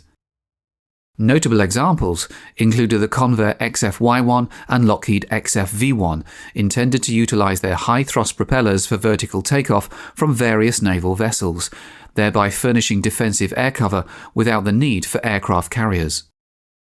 Ryan's engineering analyses demonstrated the feasibility of a comparable jet-powered design, augmented by a reaction control system capable of redirecting exhaust gases to facilitate control during hovering and low-speed flight. Subsequently, a Navy contract facilitated the construction of an unmanned flying prototype, which conducted its inaugural flight on October 20, 1950. This peculiar contraption, affectionately dubbed the Beast in the Backyard, was propelled by an Allison J33 turbine and employed a ball-mounted nozzle to provide reaction control while hovering. Ryan engineers converted a B-47 fuel tank into a cockpit to allow test pilot Peter Girard to evaluate the testbed's suitability as a manned research aircraft, which sat on its tail to take off vertically. On November 24, 1953, Girard made the first manned hovering flight in a jet aircraft with this unusual machine. After Navy funding ran out, the Air Force became interested in Ryan's experiments and in July 1954 issued a contract to the company to construct 2 VTOL tail-sitter demonstrators designated as the X-13 Vertijet. This project, based on the earlier Navy design proposal, was to demonstrate the suitability of easily dispersible VTOL fighters. Under the guidance of Chief Engineer Curtis Bates, the X-13 emerged as a compact, single-engined delta-wing fighter, with its distinctive features being a set of winglets and fixed landing gear, elements that might appear ordinary to the casual observer. Spearheaded by Robert Furman and the Ryan Technical Section, the aircraft was meticulously designed to be transported on a specialized trailer, capable of tilting vertically to facilitate the launch and recovery of the X-13 during vertical takeoffs and landings. In late 1955, Ryan successfully completed the first Vertijet, serial number 541619, and on December 10th, Girard piloted its maiden flight. Initially equipped with a fixed tricycle landing gear, the X-13 underwent testing as a conventional aircraft. Furman and his team prioritized exploring the conventional handling characteristics before risking vertical flight testing. Following the resolution of oscillation issues through the installation of dampers, engineers affixed a temporary steel tube truss with custering wheels to the rear of the X-13. This modification allowed the aircraft to assume a tail-sitting position during vertical flight testing, eliminating the need for the complex launch and recovery procedures associated with the launch trailer. Pete Girard made the first vertical takeoff and landing on May 28, 1956. On the same day, the second X-13 made its first flight. The aircraft was agile and responsive in conventional flight. As the aircraft transitioned to a nose-high attitude to achieve a hover using the thrust from its own engine, a vectorable exhaust nozzle linked to the controls provided a straightforward and efficient means of control. To facilitate the delicate landing process, small bleed air thrusters positioned on the wingtips enabled minor adjustments to the pitch and yaw of the aircraft when necessary. Integrating both conventional and VTOL control systems, a stability augmentation system ensured smooth transitions without requiring abrupt changes to pilot control inputs. During vertical takeoff, the launch procedure involved raising the bed of the launch trailer vertically. This allowed the X-13 to hang from a cable suspended by two arms on the top of the trailer, featuring a partially retractable hook. For vertical operations, flat bumpers replaced each of the main wheels on the fixed landing gear, preventing damage to the fuselage underside if it swung into the trailer bed, thereby facilitating transportation.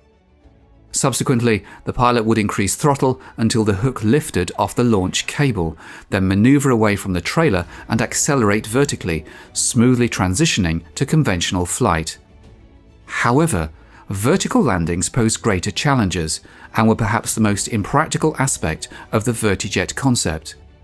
Its primary drawback, akin to earlier tail-sitters, lay in the obstruction of the pilot's vision by the airframe, making it exceedingly difficult to accurately gauge the distance to the ground without external assistance. Although the pilot's seat pivoted 45 degrees towards vertical during landing, the pilot still had to approach the recovery trailer blind, with the underside of the fuselage facing the surface of the trailer. Constant radio communication with a ground observer was essential to talk the X-13 into position during the cumbersome process. A 6-meter, 20-foot long folding pole with marked gradations attached to the top of the recovery trailer gave the pilot a clear indication of the distance remaining before he contacted the trailer. Once in position, the pilot gradually reduced the throttle until the nose hook caught the recovery cable. On May 28, 1956, the X-13 executed its inaugural vertical hovering flight, initiating a series of summer tests where Girard and fellow test pilot Lou Everett practiced cable catching techniques using a 1-inch thick rope strung between two towers. To safeguard against potential damage during docking maneuvers with the trailer, Ryan engineers equipped the X-13 with a replaceable wooden nose. On November 28th, Girard accomplished the first ever transition from horizontal to vertical flight and vice versa in the X-13. Then on April 11th, 1957, he launched from the trailer, seamlessly transitioning to conventional flight, and executed a vertical landing, successfully fulfilling the X-13's mission profile. Illustrating the concept of dispersed operating sites, the second X-13 captivated over 3,000 military officers and journalists with an impressive display at the Pentagon on July 30th, 1957.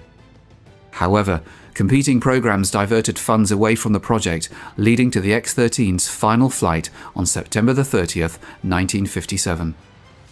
Despite later programs like the XV6 Kestrel and the AV-8 Harrier achieving operational success, the X-13 provided an effective solution to the challenges of developing a VTOL fighter within the technological constraints of its era. The Vertijet successfully completed all designated tasks and undoubtedly excelled as an experimental demonstration aircraft, despite the inherent impracticality of the operational concept. Ironically, by the close of the 20th century, the thrust vectoring system, originally pioneered on the X-13, would evolve into an indispensable component of advanced combat aircraft. In 1960, Ryan generously donated the first X-13 along with its launch trailer to the Smithsonian Institution.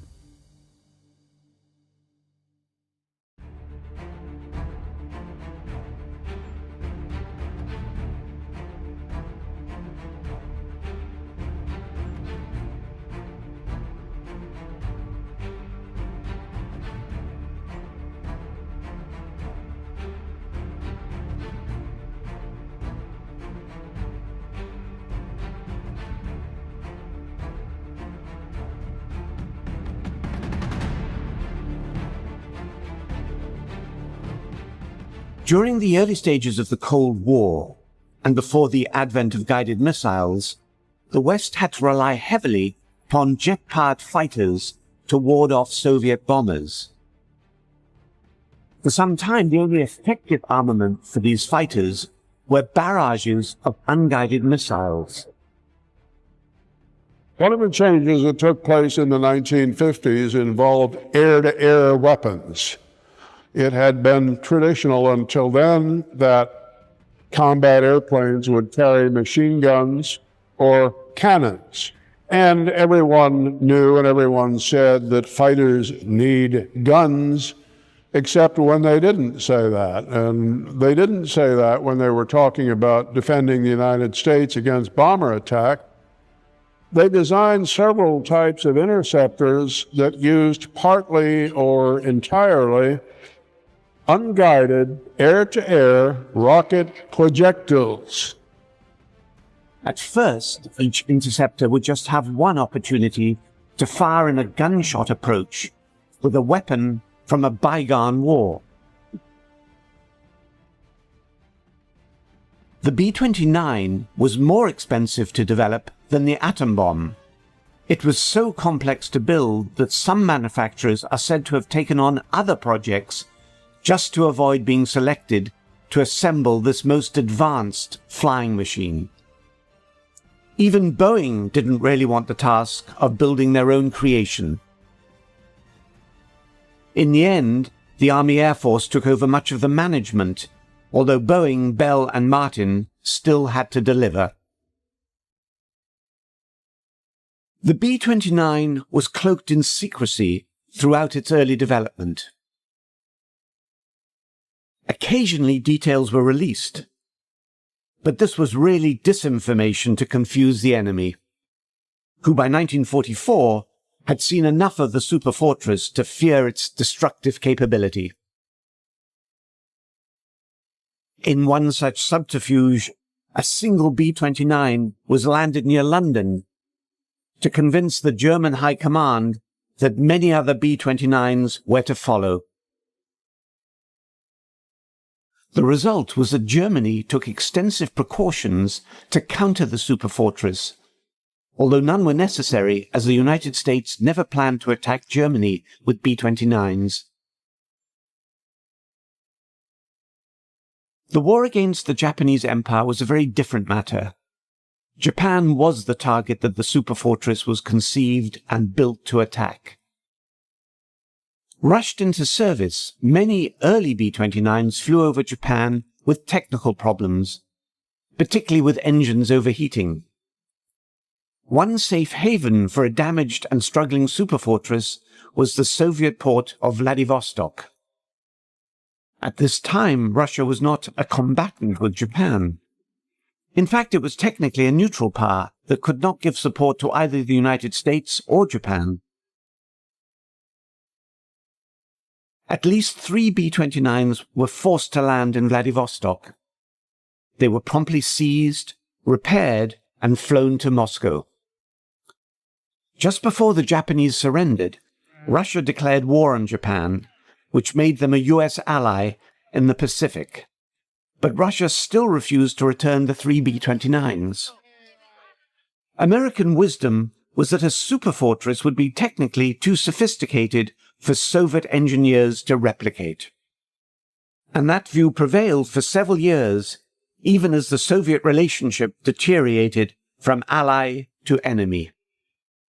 However, in 1947, at Moscow's annual Aviation Day parade, 3 B-29s appeared overhead. At first, Western observers assumed they were American, but opinion quickly changed when a 4th identical aircraft appeared. Soviet engineers had obviously developed a clone. This was bad news on the aviation front, but worse still was the knowledge that the Soviets had for some time breached Western security and had gained access to atomic secrets. The Los Alamos project alone had at least 3 Soviet spies in its workforce.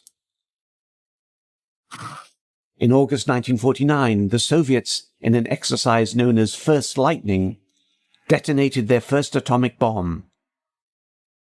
The news shocked the West. Soviet possession of the atom bomb and the means to deliver it demanded an effective response.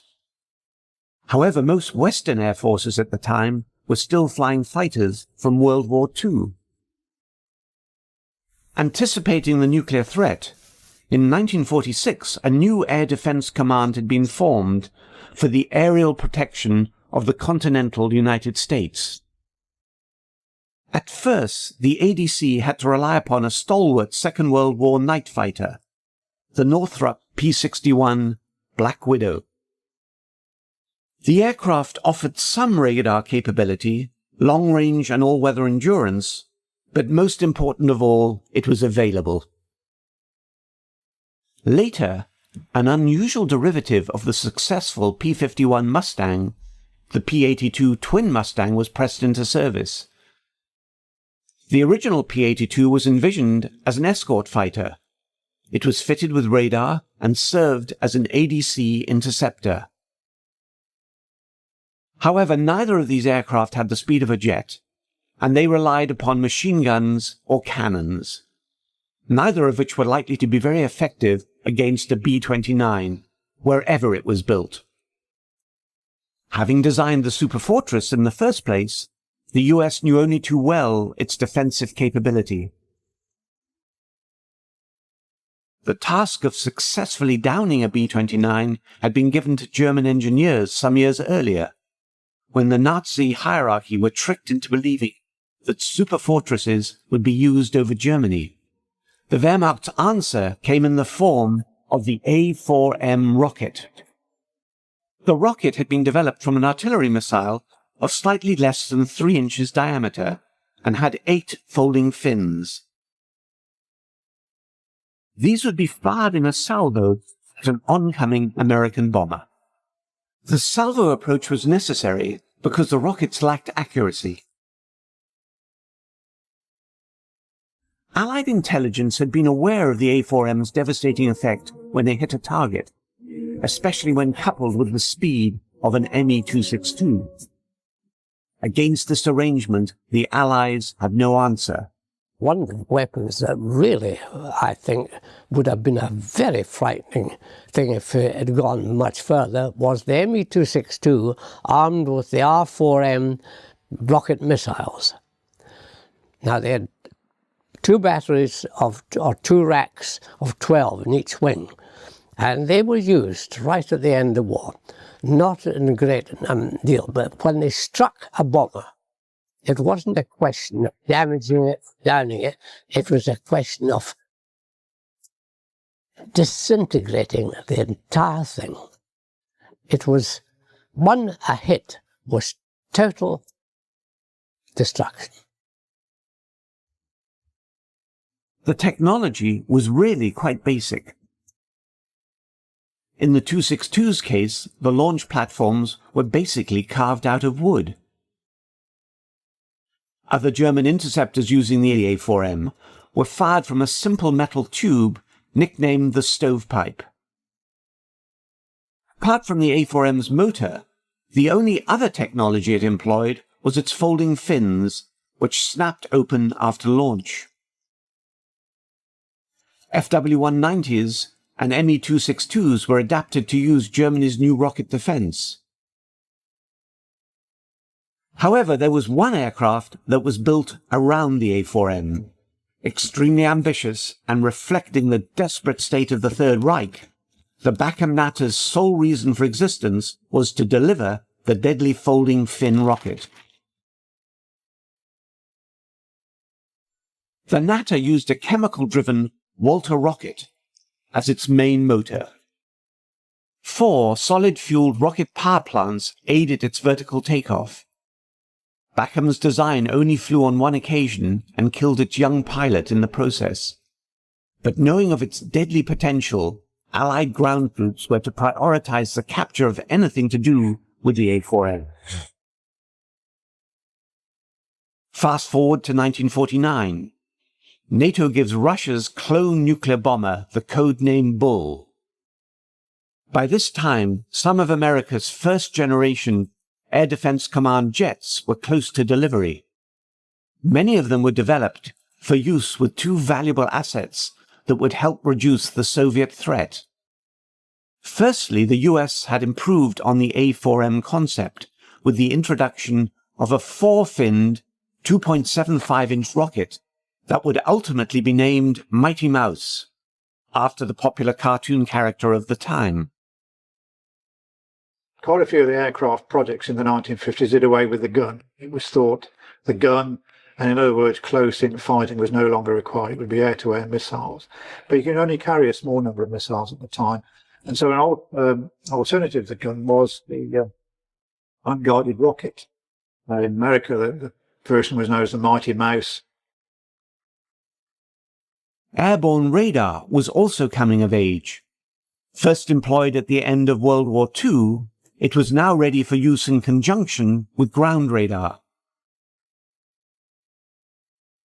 Radar was particularly important when employing fighters known as interceptors, as they are required to fly at night and in all weather conditions. In 1945, the US Army Air Force was preparing to enter the jet age and had asked for submissions for a jet-powered night fighter to replace the propeller-driven aircraft it then had in service. A serious contender for this contract was the Nighthawk, a four-engined dual-seat interceptor from the Curtiss-Wright Company. The Nighthawk's failure to perform in flight tests in 1948 led to the demise of the Curtiss-Wright Company. Instead, Air Defense Command chose a contender from Northrop. The F-89 Scorpion had two engines for safety and dual seats, one for a dedicated radar operator. The Scorpion was to be equipped with cannons because Mighty Mouse was not yet available. Delays in delivery of the F-89s had the advantage of enabling them all to be fitted with folding fin rockets. In fact, the Scorpion could carry 102 of the rockets. The F-89, which was quite an interesting aircraft with big rocket pods out on the end of the wing, and pretty heavy aircraft, but the usual case that we've done in so many of our aircraft, by the time we get through hanging things on them, they're all underpowered.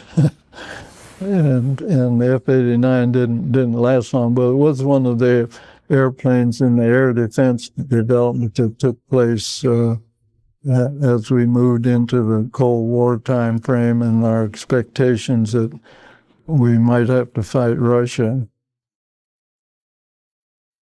However, late delivery of the F-89s at this very sensitive time in history led Air Defense Command to order two other interceptors as immediate backup. Lockheed calculated that they could convert the T-33 trainer to a two-seat interceptor using up to 75% of the Tu-33's parts, a major saving in money, and more importantly, time. ADC was very impressed as the first flight of the XF-94 was made just 3 months after the contract was signed. The latest C version of the Starfire carried Mighty Mouse rockets just as they were starting to become available. The second backup for the Scorpion was a North American aviation project. The company's F-86 Sabre had been a major step forward in fighter design, but it was primarily a dogfighter, not an interceptor. But North American believed that the basic frame could be converted into the interceptor role. In the event, only about 25% of the original F-86 parts were used to make the F-86D or Sabre Dog. Nevertheless, their unit cost was around 1/3 of the twin-engine Scorpion. Nearly all the 2,800 F-86Ds that rolled out of North American's plant were armed with the Mighty Mouse rocket. Like the Nazis' Bacher-Natter interceptor rocket, it existed solely for the purpose of delivering 2.75-inch folding-fin rockets. The F-86D didn't have any guns. The F-86D Sabre carried a tray of these rockets under the pilot. The tray had to be extended, then the rockets could be fired.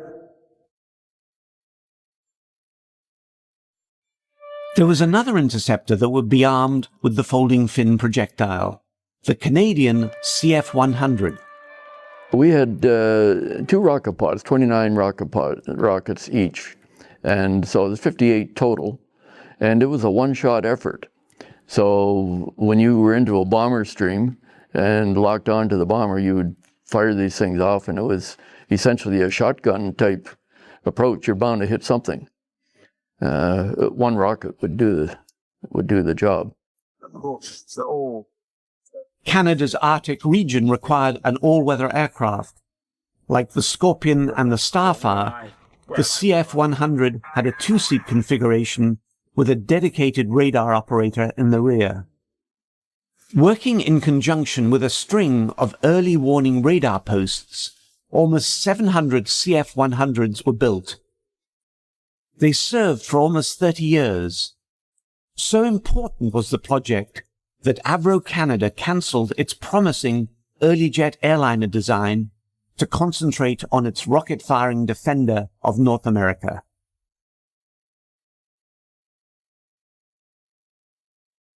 Eventually, Mighty Mouse rockets were superseded by supersonic surface-to-air missiles like the Boeing Mach.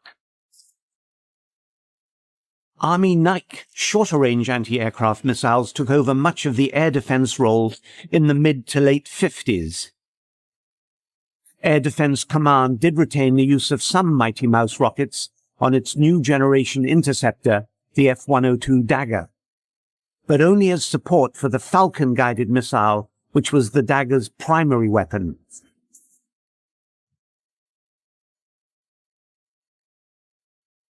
As guided missile technology improved, the Mighty Mouse was no longer able to compete for a spot on board US interceptors. Unguided rockets. They didn't have very much range. They were unguided, and of course the moment you fired them, they were under the effect of gravity, so actually getting them to actually hit a target, anything beyond a very short distance, was really not much chance. And so needless to say, by the 1960s, this weapon wasn't carried very often at all.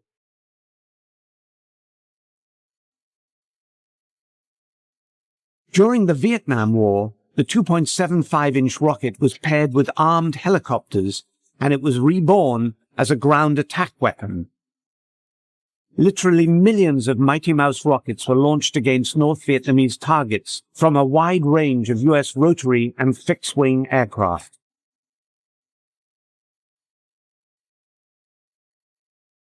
Specialized warheads could be fitted onto the rockets depending on their intended end use, be it anti-personnel, anti-tank, or basic target marking.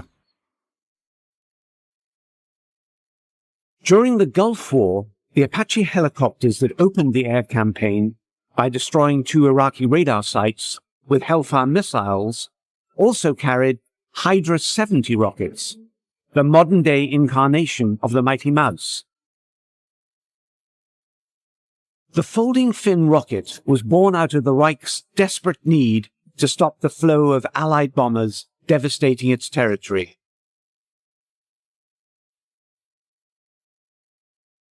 When faced with the possibility of nuclear annihilation by Soviet bombers, the US grabbed onto this German weapon and adapted it into their own Mighty Mouse.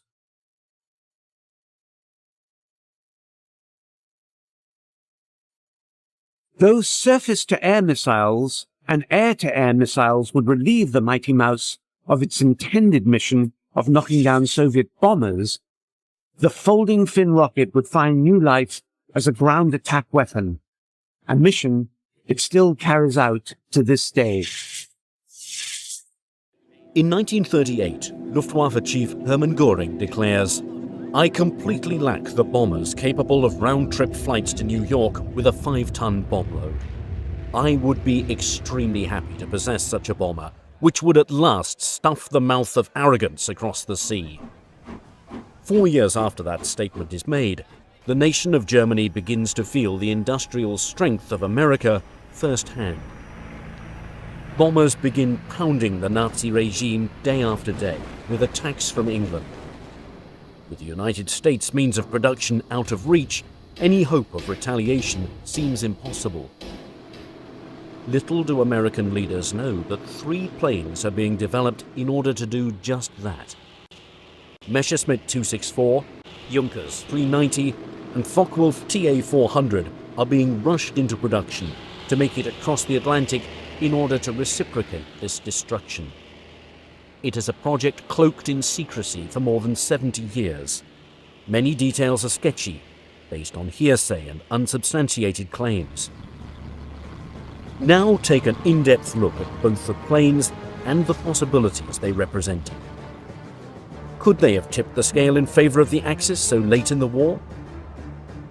Could they have actually made it across the ocean and back without refueling? Explore alongside historians and experts the story of the America bombers.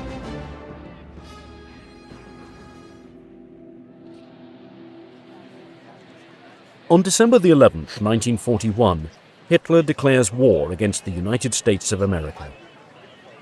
Ever since the Second World War has begun, the two nations have been battling it out unofficially in the Atlantic Ocean. Hitler probably declares war on the United States because there's already an undeclared war going on against the United States of America. In the North Atlantic, with U.S. destroyers, U-boats, so he may think it's simply inevitable. But whether he thinks it's inevitable or not, it probably wasn't, and it's a terrible mistake on his part. We came in the war because of the Japanese, because of Hitler's stupid agreement with the Japanese. And he lived up to his agreement, but it really did cost him the war. You know, if he'd never made the alliance with Japan, you know, we might be doing this interview in German. Before Pearl Harbor, America supplies the Allies with war materials, causing its ships and German U-boats to clash as a result. It is quite clear that the United States had broken their neutrality at least 6 months before Pearl Harbor by assisting the British in getting the convoys from the United States to Britain safely and without being attacked by German submarines. So there was actually this warlike activity already in existence between American destroyers and German submarines without there being a public state of war. Just prior to Pearl Harbor, there are a series of incidents in the North Atlantic. 3 destroyers are involved in altercations with German U-boats. The Greer, the Kearney, and the Reuben James. And there's an escalation with each one. And with the Kearney, it's merely an exchange of fire. There's a torpedo fired at the Greer after a U.S. plane takes a shot at the submarine. With the Kearney, the ship is actually hit with a loss of U.S. life. And with the Reuben James, that is sunk. And Roosevelt points to this as a reason for increased vigilance and activity against the Nazis. And it's a question of who fires first and all that. For Hitler, the decision is an easy one. The United States will no longer be considered neutral. The gloves can finally come off. Its shipping capabilities are now fair game for German submarines. Once victory is declared over the Soviet Union, America and Britain will sue for peace. That is the Nazi plan. In less than a year, however, the exact opposite happens. Fighting against both Japan and Germany, the arsenal of democracy only grows stronger. The Americans, again, had the resources, they had the industry, they had the time, and this huge industry that could produce trainers, fighters, light bombers, medium bombers, heavy bombers, patrol bombers, any type of aircraft you can think of, and the tanks, and the trucks, and produce the gasoline, and the munitions, and everything else, and the ships, huge navy. They could do all of that at the same time. The Germans couldn't. Factories begin turning out a plane every 5 minutes, and a ship every day. American factories were in 24/7 production by the end of 1942, and in 43 and 44 not only armed one of the largest militaries in the world, but armed our allies as well, the British, the Soviet Union. In the course of the war, we gave somewhere around 50,000 trucks to the Soviet Union, 15,000 tanks, 7,000 aircraft. The United States has a unique advantage due to its geography. It does not have to worry about planes bombing their factories. It can go on producing at an unprecedented level. America never really gets out of the Great Depression until World War II comes along.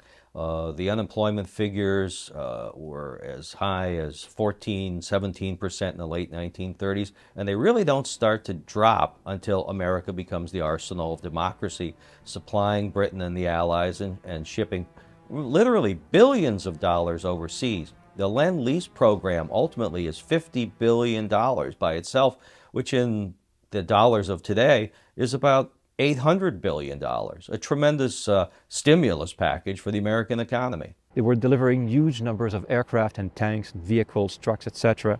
to the British and the Canadians and the Australians, etc. So they were a major producer of weapons for the Allies. And having two oceans protecting its civilian population, the American people are confident that they're providing materials that will shift the balance of power away from the Axis. Economists say the natural resources of the United Nations are greater, but the capacity of the Axis to turn what resources they have into weapons of war is tremendous. They have the mighty Krupp munitions works. We have Birmingham. They have Skoda. We have Delaware. They have factories like this in occupied France. England has Vickers. They seized the steel mills of Luxembourg. We have Pittsburgh. They have great factories to turn out Heinkels, Messerschmitts, Dorniers. We turn out flying fortresses, P-38s, P-40s, Aerocobras, Tomahawks, many others. Romanian oil drives their planes and tanks. Oil from the fields of Oklahoma, Texas, and California will drive our planes and tanks. For German leaders, the United States poses a serious dilemma. With more than 5,000 miles separating the two countries, no existing German aircraft can even come close to reaching America's east coast. In early 1942, the only strategy available to Nazi war planners is unrestricted submarine warfare. One of the most successful weapons that the Nazis had was the U-boat fleet, the U-boat service, the Kriegsmarine, which is essentially, by the end of the war, a U-boat navy. They were in 1942. They were wildly successful. It looked like they were going to just win the war just by sinking everything in the Atlantic. A plan known as Operation Drumbeat begins with U-boats torpedoing America's shores, sinking millions of tons of shipping. Well, the Americans, of course, were very much surprised by the immediate reaction or action, not reaction, by German submarines after the war has been declared by Germany. Germany at that particular time sent a group of submarines over to the American coast, and America was totally unprepared for that kind of assault. And the German submarines over there found absolutely no opposition whatsoever, and it was partly a Turkish shoot for them. The ships were illuminated; they were not in convoys. The cities were not blacked out, so it was partly for them almost a peacetime-like exercise they did, and of course they were very, very successful in doing so, and put America into a state of shock from which it took them many, many months to recover. Operation Drumbeat, or Paukenschlag in the original German, was the first U-boat offensive against the east coast of the United States. And to say that it was a happy time for the U-boats and their crews is understating the case considerably. And in fact, many of them did look back on it as those who survived the war look back on 1942 as just kind of a happy hunting time. It takes all modern nations some time to gear up into a war posture, and it might take democracies longer than dictatorships, and it might take our fractious and argumentative democracy in America even longer than some. And certainly the Japanese bombed Pearl Harbor in December of 1941, and we were at war a couple of days later, but it's not to say we took it with the seriousness that it deserved. And something as simple as blacking out cities on the East Coast was policies and procedures would have to be drawn up. It's not simply a case of everyone in New York turning out their lights at the same time. Now, with illuminated cities along the East Coast, every single American transport which sailed from harbor was nicely silhouetted against a bright background of lights. And U-boat and submarine commanders just could not have had a juicier or more lucrative target. And these experienced crews took advantage of it, sinking somewhere around 2 million tons of shipping in 1942. Caught off guard, it takes time for American war planners to augment their strategy in dealing with this submarine menace. Through the use of a convoy system, as well as ordering mandatory blackouts, Operation Drumbeat fades away. The turning point can be placed at early 1943, and in May, I think, when we lost about 40 boats in 1 month or something like that. By 1943, materials and supplies begin reaching Britain with little interruption. Once on English soil, their impact is felt immediately. B-17 flying fortresses and B-24 Liberators begin flying over the heart of Germany. Alongside British planes, the fatherland is bombed mercilessly.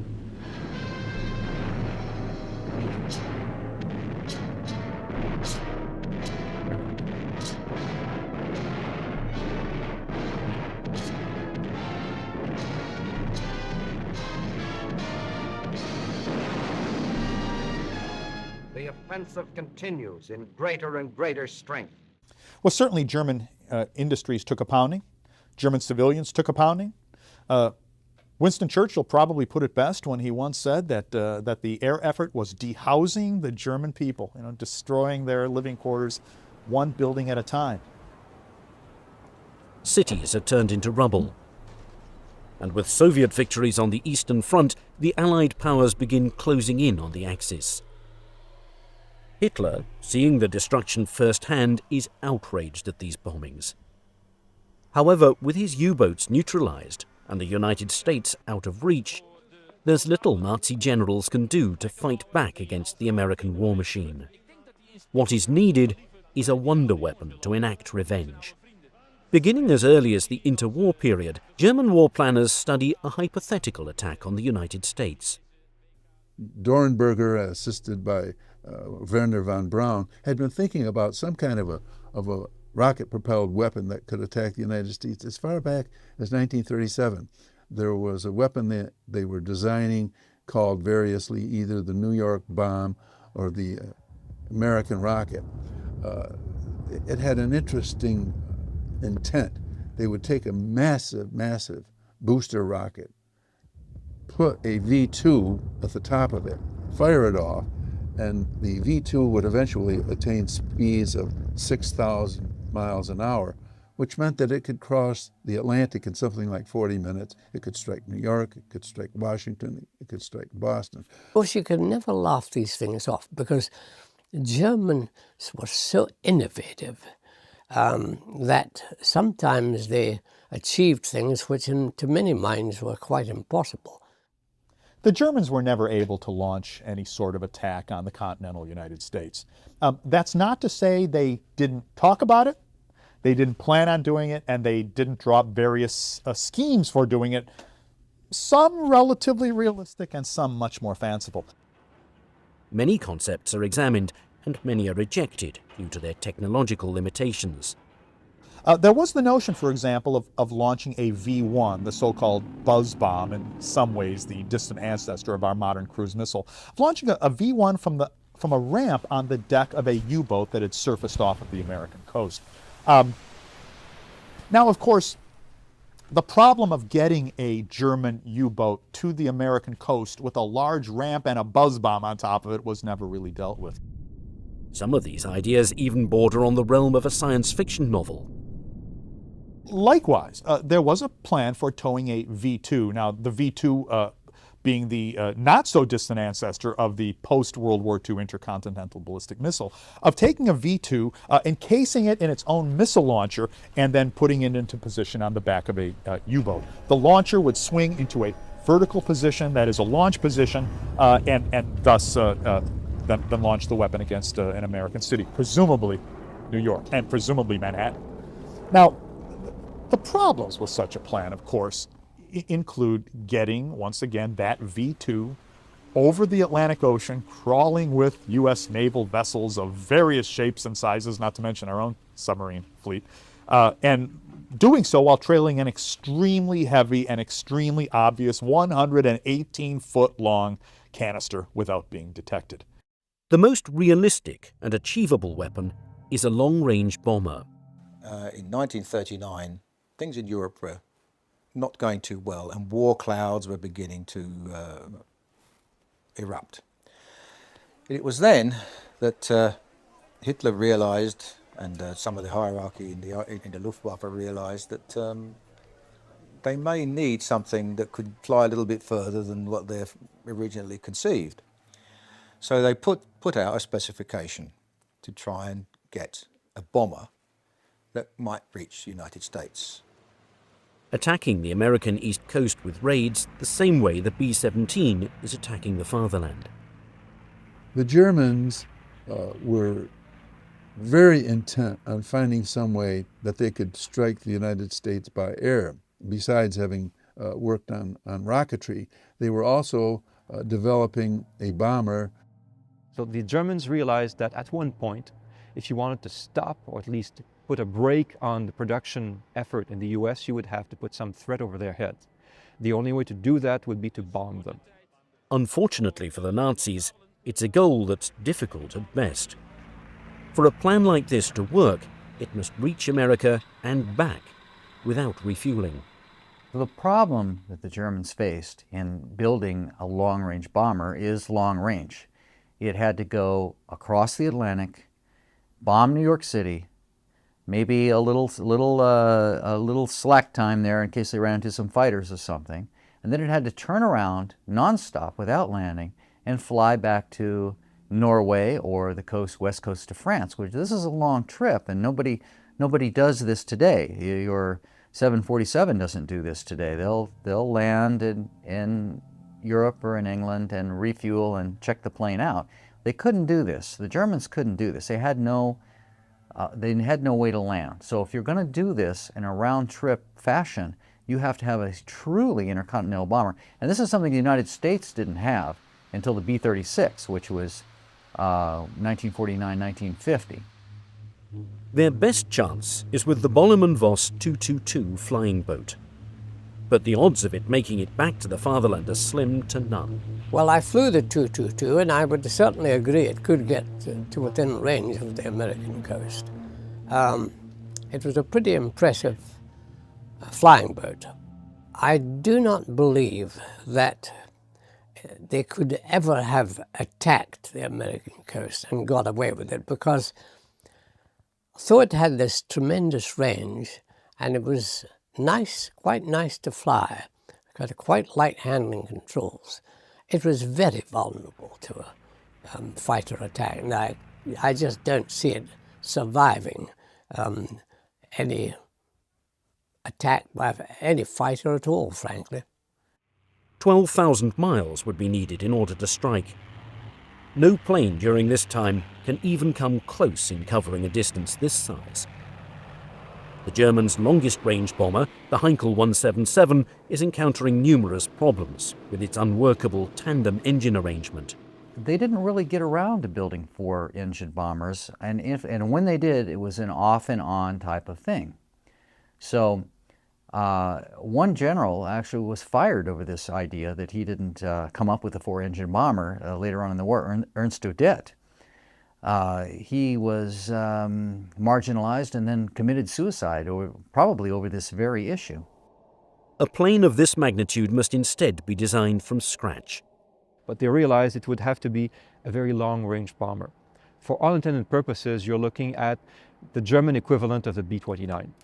And in order for it to work, an enormous amount of time and material is needed for production, development and testing, something the Germans are lacking by this time. There were lies about the stocks of aluminium available. Production had not been rationalized. civilian resources had not been mobilized. And there was still a belief on the part of fighter pilots that quality was what mattered and that you would only get that by producing aircraft in relatively small numbers. So mass production was avoided. In 1944, Britain alone had 12 factories that employed more than 10,000 people. Germany only had 2. Despite these roadblocks, Adolf Hitler, having a fascination with wonder weapons, enthusiastically gives a green light to the project. The America bombers are born. To provide a buffer of relief, Nazi planners believe they have a perfect halfway point. The Azores, an archipelago of 9 islands located 900 miles east off neutral Portugal, is ideal for a project of this nature. Now they realized that the distances were huge. Actually, that's why they considered using the Azores as a base. It's halfway across, not quite halfway across the Atlantic, but it's certainly closer than bombing from bases in France. So there was definitely an interest there. In 1940, after the fall of France, Admiral Raeder strongly urged Hitler to occupy them before the Americans could get to the islands first. At one time, it was speculated, even Hitler suggested, that perhaps they should invade the Azores and take over the Azores and use it as a jumping off point for their long-range aircraft to fly to the States. Now, if German planes are given permission to land the same way German U-boats are allowed to dock, this geostrategic area would be worth its weight in gold. Having the range requirements significantly reduced, the plan to bomb America now appears more feasible than ever. What is needed now are targets. In order to cripple the arsenal of democracy, these hypothetical German planes cannot just bomb indiscriminately. They instead must go right after their means of production, attacking factories that are building the planes and bombs that are ruining German cities. Prepared by the War Department in April of 1942, a 33-page document lists 21 potential targets for the Germans to attack. The Aluminum Company of America, located in Messina, New York. The Chrysler Corporation in Detroit. The Wright Aeronautical Company in Cincinnati, Ohio, and many others are the destinations for the America bombers. The targets and the takeoff are set. In looking for companies to build these super bombers, the Nazi regime goes to the very best. They came up with some designs. Every builder would come up with, every aircraft manufacturer would come up with a design, and they would take a look at the designs on paper and select one. Messerschmitt, makers of the Me-109 and the 110, 2 planes that battled Spitfires and Hurricanes during the Battle of Britain. It's also the company that's working on the revolutionary Me-262, the first jet-powered aircraft. Beginning in the late 1930s, Messerschmitt begins dabbling in what is known as Secret Project P1061. Its requirements are for an aircraft capable of reaching bases in Central Africa as well as Vichy French territories. Now, the plan calls for a plane that can reach the United States, carrying a payload of 5,000 kilograms. Messerschmitt came up with an idea that got off the ground, the Messerschmitt 264, and they originally wanted something like 6 prototypes for testing. And if these were proved successful, then they were going to build a fleet of them. Awarded the contract by the German government, workers at Messerschmitt begin working on the aircraft known as the Me-264. Different versions are considered, and once the plane begins taking shape, it starts to look eerily similar to another design that's being constructed across the ocean. So by and large, there were designs. I think there was a Messerschmitt 264, which looks a little bit like a B-29. The 264 was actually quite an interesting aeroplane design. It had a circular fuselage section, which in stress terms was very, very good, because the circle has equal stress points. It was built over a long period of time, and it didn't actually fly until 1942. Originally designed with 4 BMW 801G engines, German officials hope that a 6-engine version will be in the skies as early as the fall of 1943. However, designers are noticing that the first prototype of the aircraft has a very high wing load. This is resulting in a loss of maneuverability, an unimpressive climb rate, and in-flight instability. 2 more prototypes are to be tested, one with armaments and one that is to be fully completed. However, with the aircraft being years away from flying, alternative designs and designers are sought out. Junkers, makers of the Stuka dive bomber and the Ju-52 transport plane, present their vision of a transoceanic aircraft capable of bombing Uncle Sam.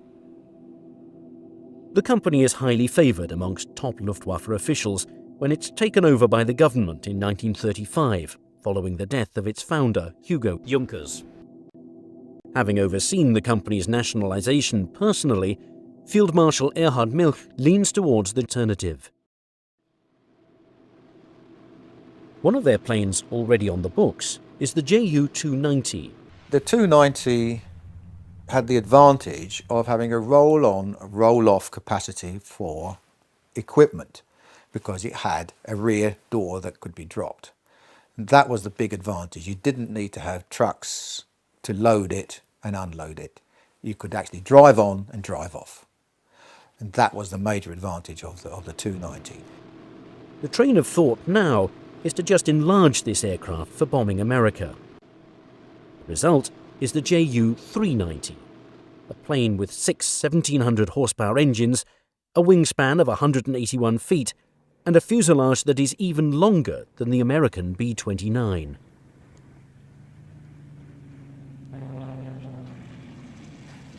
Junkers were actually adapting their Ju-290 aircraft into the Ju-390, which was actually a 6-engined aircraft. And a lot of people, especially the German Navy, thought that would be quite a nice aeroplane, and others thought that yes, it would make a very nice America bomber. The Ju-390 was a similar situation. There were 2 built that we know of. One was given to Hans Bauer, the Hitler's pilot. So it was for Hitler's use, for state use. So Hitler had a 390. Built at the Junkers factory in Dessau, the first prototype is able to make its maiden flight in August of 1943. They had high hopes for this bomber, and between this and the Messerschmitt 264, it looks like that much time, or if not in total time, these were controlled by the SS. Despite its early success, the Nazi hierarchy still wants an insurance policy.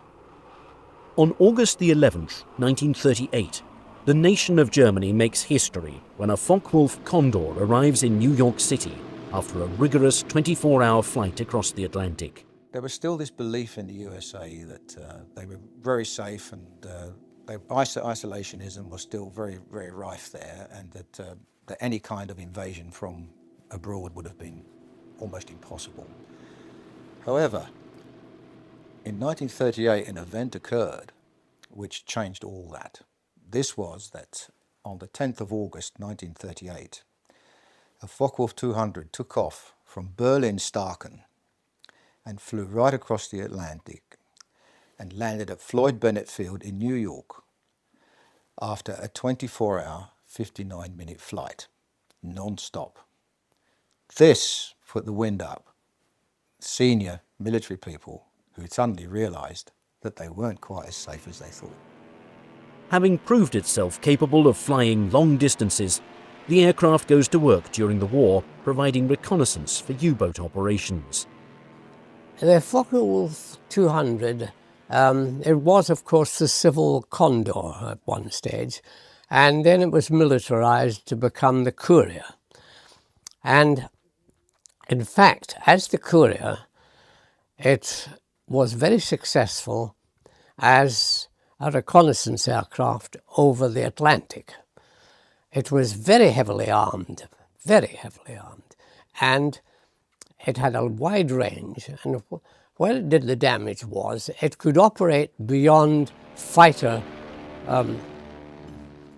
range from England or from Britain. Now, the plan is to evolve the Condor the same way that the 290 is being evolved.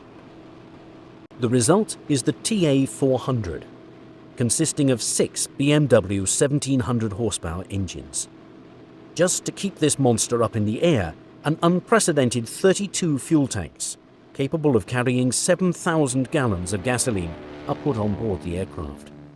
Possessing a pressurized cockpit, 2 remote-controlled turrets, 20mm cannons, and a payload of 22,000 pounds. The third of the America bombers appears to be the deadliest. As Germany struggles to find a way to attack the United States, many options are looked at. Submarines, space rockets, and espionage are appealing, but the most realistic strategy by 1942 is a long-range bomber. 3 companies, Messerschmitt, Junkers, and Focke-Wulf, all bring their designs to the table and begin working on planes that can render a decisive blow against America. Russia did not actually capitulate. And in the winter of 1941, it actually launched a counterattack in front of Moscow. And there began a phase of the war which was to last more or less till its end. It was a war of attrition, a war eventually to be on 2 fronts, precisely the war the Germans always knew they couldn't win. By 1944, the tide has turned in favour of the Allies. Beginning in 1943, the American Air Force and the RAF, the British Air Force, were mounting 1,000-plane raids against Germany. By 1944, these raids were creating havoc in Germany. 3 raids against the city of Hamburg resulted in something like 50,000 German dead. The cities in Germany were being destroyed, leveled at the rate of something like 2 a month. While the principles of war remained unchanged, the use of new weapons revised the concept of war. This time, Germany was faced with a weapon that leaped over battle lines and frontiers and smashed at the ultimate enemy, the German worker, who equipped and fed the German soldier. This time, the enemy nation was physically destroyed before its defending army was defeated. But as the Allies came to rely increasingly on a strategy of strategic air power as a way of bringing Germany low, the need became pressing for some sort of escort fighter, and of course that need was met in the P-51. The P-38 was available at first, then the P-47. Neither had the range to be able to escort the bombers all the way from England to Germany and back. The P-51 was the first that could do that. So now you had bombers flying raids all the way into the heart of Germany, even as far as Berlin, being able to have a very effective fighter escort the whole way there and back. In England, Operation Overlord, the invasion of France, is being planned by both British and American generals for later that year. At D-Day, in the final planning, the head of Allied Tactical Aviation was asked, well, what are we going to do about the German fighters? He said there aren't going to be any German fighters so far. And he was essentially right, because they'd been wiped out by then. So, I mean, you know, it had a huge effect, I think, on the whole course of the war, of being able to bring the fight directly to the German tactical aviation forces. For a Germany in its last throes, they begin turning to the secret weapons they have invested so much time and money into as the saviors that can strike a knockout blow. The Holy Grail was a weapon of mass destruction. And they had gone the road of the nuclear, hoping to get the nuclear bomb. They had gone the road of the V1 and the V2. But they were always, as I say, searching for that Holy Grail. August of 1944, Hitler and Mussolini met in Germany. Mussolini took a train to Germany, and they had a little heart-to-heart talk. Mussolini said to Hitler look, I've been deposed once, I've been reinstalled in northern Germany or northern Italy. The Allies are in Italy. The Allies are closing in. The Russians are closing in from the east. It's August of 1944, and what guarantee do I have if I still throw in my cards with you, Adolf Hitler, that you can actually pull this war out? Because it's not looking good now. And Hitler said to Mussolini in so many words, I have some wonder weapons coming.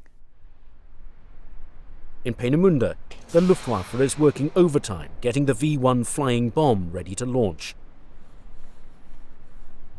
And if this device fails, the revolutionary V-2 rocket is going to strike the fear of God into the Allies, being the predecessor of today's intercontinental ballistic missile.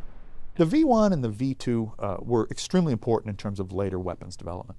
The V-2, of course, a single glance at it will make clear that it is the ancestor of the later ICBM, the Intercontinental Ballistic Missile. But perhaps even more than that for most Americans, it is clearly the ancestor of our NASA effort to reach space.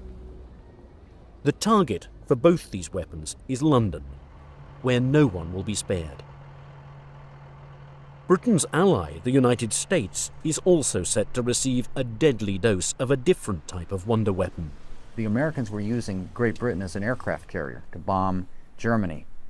Bombing England or bombing London alone, the British may have said no more, but there's no guarantee that the Americans were even going to let them do that at this point. They were so intent upon crushing Germany, and they had the Russians moving in from the east. So for a lot of political reasons, you have to stop this at the source. So the Germans were interested in bombing New York City, number 1, Moscow, number 2, and London, number 3. In order to strike fear across the Atlantic, the America bombers are being hurried along. As development continues, the Nazi leadership is hoping to get at least one of these planes across the ocean to deliver a fatal blow. The Junker 390, which was tested in a flight that managed to remain aloft for something like 12,000 miles, which would easily have made a round trip to the United States. And one of the practice runs they ran within 12 miles of the U.S. coast. The Germans even had another bomber in their plans, and that was a Messerschmitt plane, the ME-264. It was also tested and very likely could have struck the United States. If this plan proves successful, the psychological impact could be the German equivalent of the Doolittle raid. Yeah, the targets for the ME-264 would obviously have been preferred to be military targets. But the propaganda value of simply dropping a few bombs on New York would have had an amazing effect both in the USA and on the morale in Germany.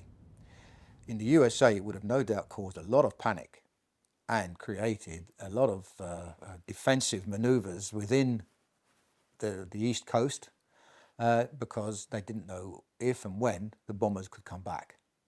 In bombing the United States, the Germans saw that they could politically damage the United States, damage the American leadership so much that the Americans would reconsider their quest for total victory.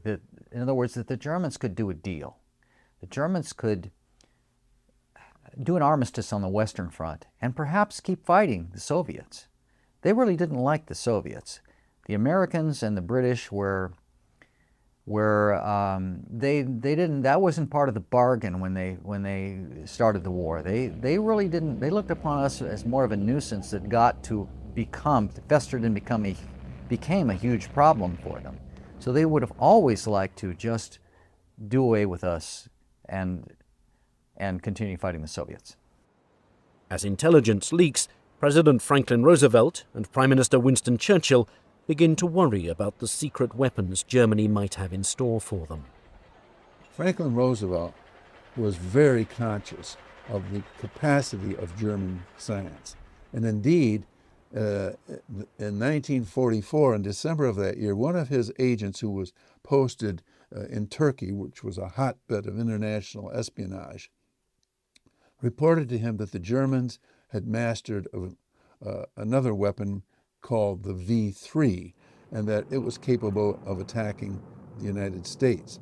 Now, Roosevelt took this threat seriously. In fact, he confided to one of his people that he understood that a single bomb launched in this method could destroy a United States city.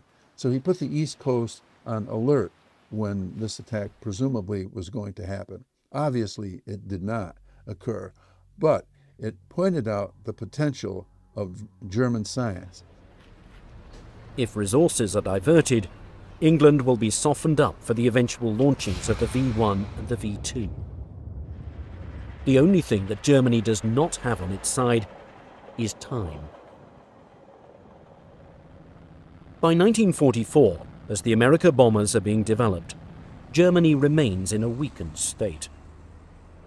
Being pounded into submission day and night by Allied planes taking off from the coast of England, and with the Soviet Union moving in from the east, it's no longer an if, but when the Nazis will surrender. Their factories cannot continue unless a dramatic reversal of fortune occurs. Only a miracle weapon can save them, which along with the V1 and the V2 is hopefully the planes designed to pulverize Uncle Sam. However, just as the project begins to develop, the dominoes begin to fall, lessening the chances that one of these planes will make it up into the skies before it's too late. The first of these is the decision by the Portuguese government to lease the Azores bases to the Allies. Sensing which direction the war is going in, the neutral nation turns away from the German plan to launch the America bombers from their territory. This key strategic site, where the Third Reich planned to base these planes, is now only a distant memory. As German cities and industries crumble, Luftwaffe officials are forced to make drastic cuts. In many respects, the America bombers are typical of the hundreds of secret projects being mismanaged that become the Achilles heel of the Luftwaffe. Right up to the last day of the war, they were working on 138 different guided missile projects. How can a nation which is on its knees be expending effort like this? Fortunately for us, they were expending this sort of effort through total mismanagement and lack of control of their resources. And one of the failures of the German Luftwaffe was their inability ever to work out a sane procurement and production process. Prototypes would be built and abandoned. They would be rebuilt and altered by Hitler's order and abandoned, and rebuilt a third time and perhaps put into production as an aircraft very, very different from what the original designers had intended. This took place throughout the war, compared to, for example, U.S. procurement policies, which become a giant bureaucracy embodied in the War Department and soon thereafter, World War II, embodied in the Pentagon. The Germans were simply not able to compete on that level. Only 3 Me-264s had actually been ordered, out of which only 1 was realized, and the other 2 were still in small parts, and nothing really serious was taking place there. And then out the blue, the RLN, the German Air Ministry, asked if they could produce 30 Me-264s. But then everybody realized that where would they build them, how would they build them, and from what would they build them? It was really the boat had been missed on any of that. The resources, the time, the crews, the ground support equipment, the bases, because you can't base aircraft of that size on a grass field. You need all the infrastructure. You have to get the bombs to the base. You have to get the fuel to the base, and not just once. You have to get the fuel coming back constantly, day after day after day. It's a huge infrastructure that the Americans, the British had to put up in Great Britain. The UK was a giant service station. It's hundreds, thousands of aircraft had to be refueled constantly. That infrastructure did not exist in occupied Europe for a large bomber force. Because sending 2 aircraft every week, what's the point? With resources strained, planes still in their design stage are now in the crosshairs. One aircraft that's on the chopping block is Focke-Wulf's TA-400. After assessing its design and noticing it requires more labour and materials than the Me-264, The decision to cancel it is made in late 1943. They investigated and then realised that to actually build it and make it fly would take so many years that it was just impractical to even consider the project as being feasible. Even as the prototype of the Ju-390 proves to be feasible, by mid-1944 all orders of that plane and the 290 are cancelled. Again, it would have taken a vast amount of space and material and everything to build. And it really, the performance of the 390 didn't come up to what was expected. So that idea didn't go any further, although the German Navy quite liked the aeroplane. Now, the only hope is with Messerschmitt. One was destroyed on the ground. The program was canceled, as all German programs were. There's a start-stop attitude. So it may have been started and stopped several times. Because of the changing situation of the war, and people had lots of ideas for strategic bombing. One day they were for it, the next day they were against it, and specifications were sort of being issued left, right and centre. Messerschmitt actually did produce a large number of projected modifications to his 264, but none of them ever came to any fruition. I mean, there were ideas to attach huge fuel tanks to the airplanes, which could be 600-gallon fuel tanks carried externally. Also, a 6-engine version was proposed. But all this was real pie-in-the-sky stuff, because none of it could really be achieved at that time of the war. Things were really starting to go bad for Germany, and a lot of this stuff was just panic measures, trying to sort of clutch things out of the air, which really were just not possible. With the continued bombardment causing a severe strain on the country's resources, Erhard Milch decides to stall production of the 264 and instead focus on the 262. The priority now is defence, and the hope is that this jet fighter bomber can shoot down the flying fortresses that have been pounding them into submission. That same year, several Allied bombing raids on the Messerschmitt factories damage all of the 264s beyond repair. By October of that year, the aircraft is cancelled indefinitely. All of these factors combined spell doom for the America bombers. This is a solemn but glorious hour. I wish that Franklin D. Roosevelt had lived to see this day. General Eisenhower informs me that the forces of Germany have surrendered to the United Nations. The flags of freedom fly all over Europe. In the more than 60 years since the Nazi regime was destroyed, many questions surrounding the America bombers program remain unsolved. When we interrogated William Messerschmitt, he pooh-poohed it as if, I really had nothing to do with it. I think they realized they were going down a blind alley with that, really. For a project cloaked in secrecy, rampant rumours begin spreading in the decades following VE Day. One such rumour is the assertion that the Ju-390 successfully made a reconnaissance flight of approximately 12,000 miles from occupied France to New York Harbor.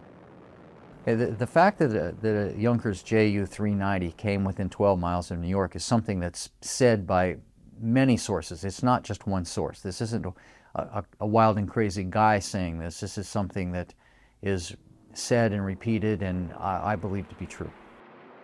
A hypothetical question asked is, what impact would these planes have had if they were successful in carrying out bombing raids on American cities?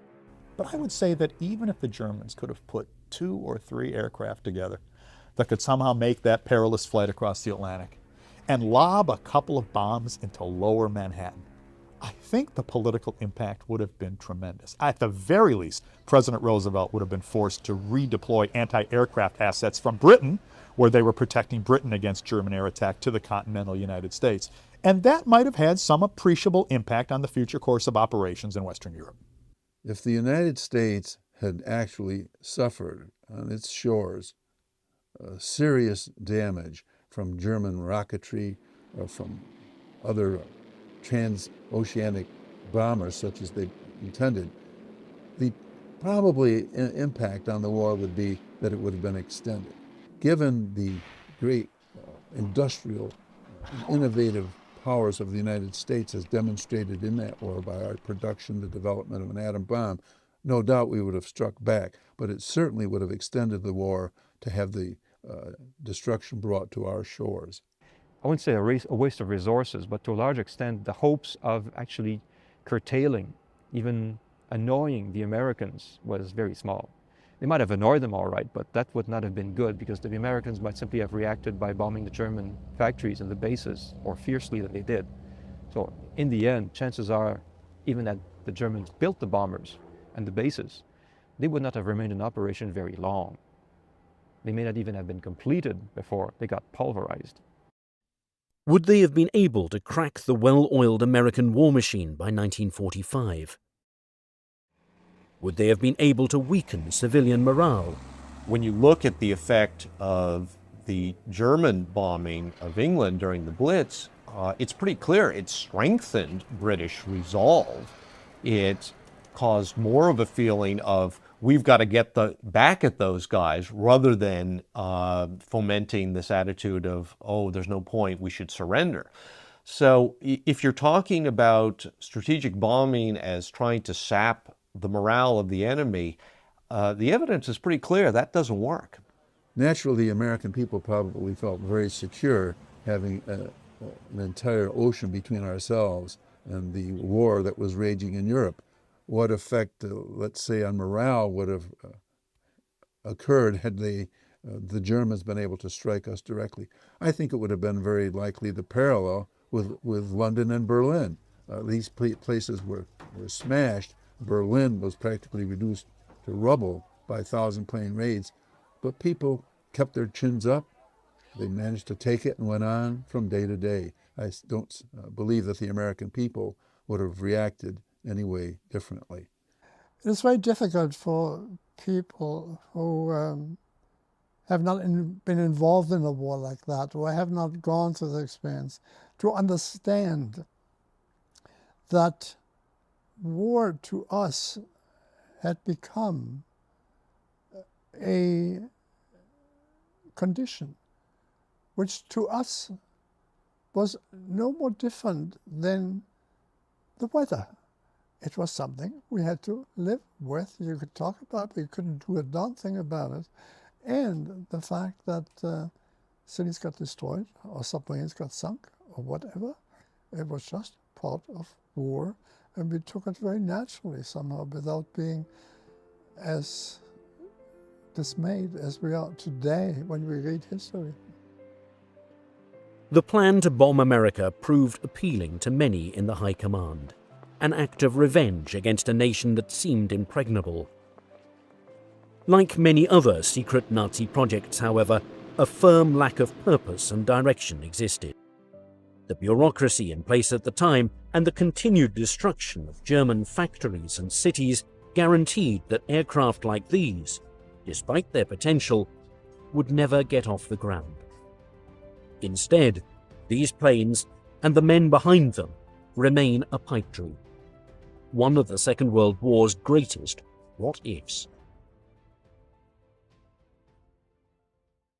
Originating from a design philosophy dating back to 1930, but conceived during the Second World War, the XCG-16 glider emerged as one of the most unconventional and innovative glider concepts ever tested.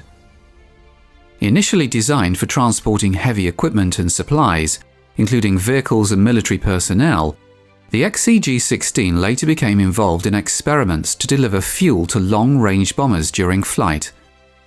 As a crucial element of the war effort, it showcased the capability to transport substantial loads without the need for an engine. Despite its troubled test history and eventual exclusion from production, the XCG-16's design retained its distinctive features. The roots of the XCG-16 can be traced back to May 1930, when American aero engineer Vincent Bernelli explored various lifting theories and flying wing concepts. The United States Army Air Force subsequently issued a specification calling for a novel design incorporating Bernelli's patented lifting fuselage concept. To assess the most suitable design for military use, a competition among different aircraft manufacturers was organized at Wright Field.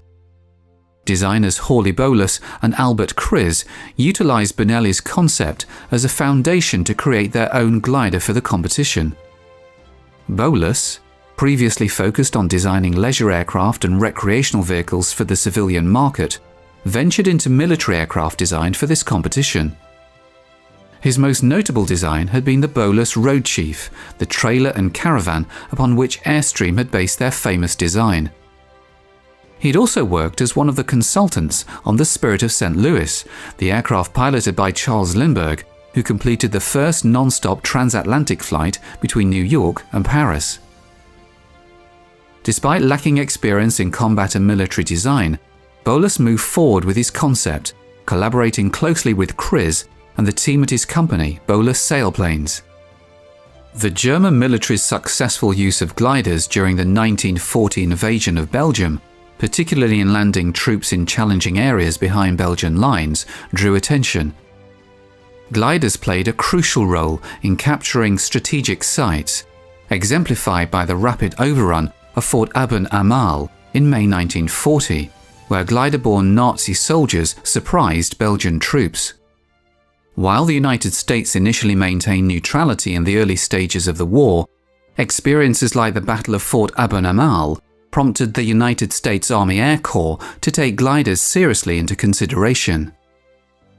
In response to the USAC's request for a glider capable of transporting troops, heavy equipment, and supplies towed behind engine-driven bombers and transport planes, Bolus and Kriz diverged from the traditional single fuselage design that characterized most American gliders. Instead, they embraced a flying wing concept, closely studying Bernelli's philosophy and incorporating their own ideas on top of it. A half-size prototype model was created in late 1942 by Bolus Sailplanes, with Bolus and his team considering the initial test results to be good. The first full-size glider prototype, named the MC-1 glider, was produced by General Airborne Transport. Following the closely followed design of the half-size model, initial factory tests once again indicated the potential of the new design. The full MC-1 design was envisioned to be larger than other gliders of its time. It was characterized by a high wing configuration with a wooden frame and fabric covering, all while retaining Bernelli's philosophy. With a wingspan of 110 feet and a length of 67 feet, the MC-1 boasted substantial dimensions. Bolus aimed for a cargo capacity of up to 15,000 pounds, facilitating the transport of both cargo and troops through two large cargo doors located at the glider's front for easy access and rapid deployment during battle situations. The intended operational method involved towing the XCG-16 into the air by a C-47 or C-54 Air Force transport plane, which would then release the glider to continue its flight independently. The glider featured a twin boom design for the tail. Designed with spoilers, the XCG-16 could deploy them to reduce lift and increase drag, enabling rapid descent and short landings on various terrains. Additionally, the glider was equipped with retractable landing gear, deployable for landings on rough ground. The maiden flight test of the MC-1 began on the 19th of July 1943 at March Field, California. The first test run proved to be a success and was commended by military and business observers. A second test flight was scheduled at March Field on the 11th of September 1943, but this run ended in disaster. Among the crew and passengers aboard the glider were notable aviator and businessman Richard Chichester DuPont and military glider specialist Colonel Ernest Gable, who was set to pilot the MC-1 for its demonstration. During the demonstration, the glider was towed by a Lockheed C-60. Shortly after takeoff, an unintended encounter with the C-60's prop wash caused the glider to violently sway from side to side. Compounding the issue, the weight ballast inside the glider had not been properly secured and began to shift, exacerbating the rapid tilting of the XCG-16. Recognizing that a crash landing was imminent, 3 of the passengers, including DuPont, attempted to parachute from the glider as it continued its descent. While 2 passengers successfully landed safely, DuPont tragically lost his life when his parachute didn't open in time. Colonel Gable remained on the glider and also lost his life when it ultimately crashed into the ground. Despite the tragic setback at March Field, Bolus continued with the design, and the US military awarded a contract to the General Airborne Transport Company in November 1943 after negotiations.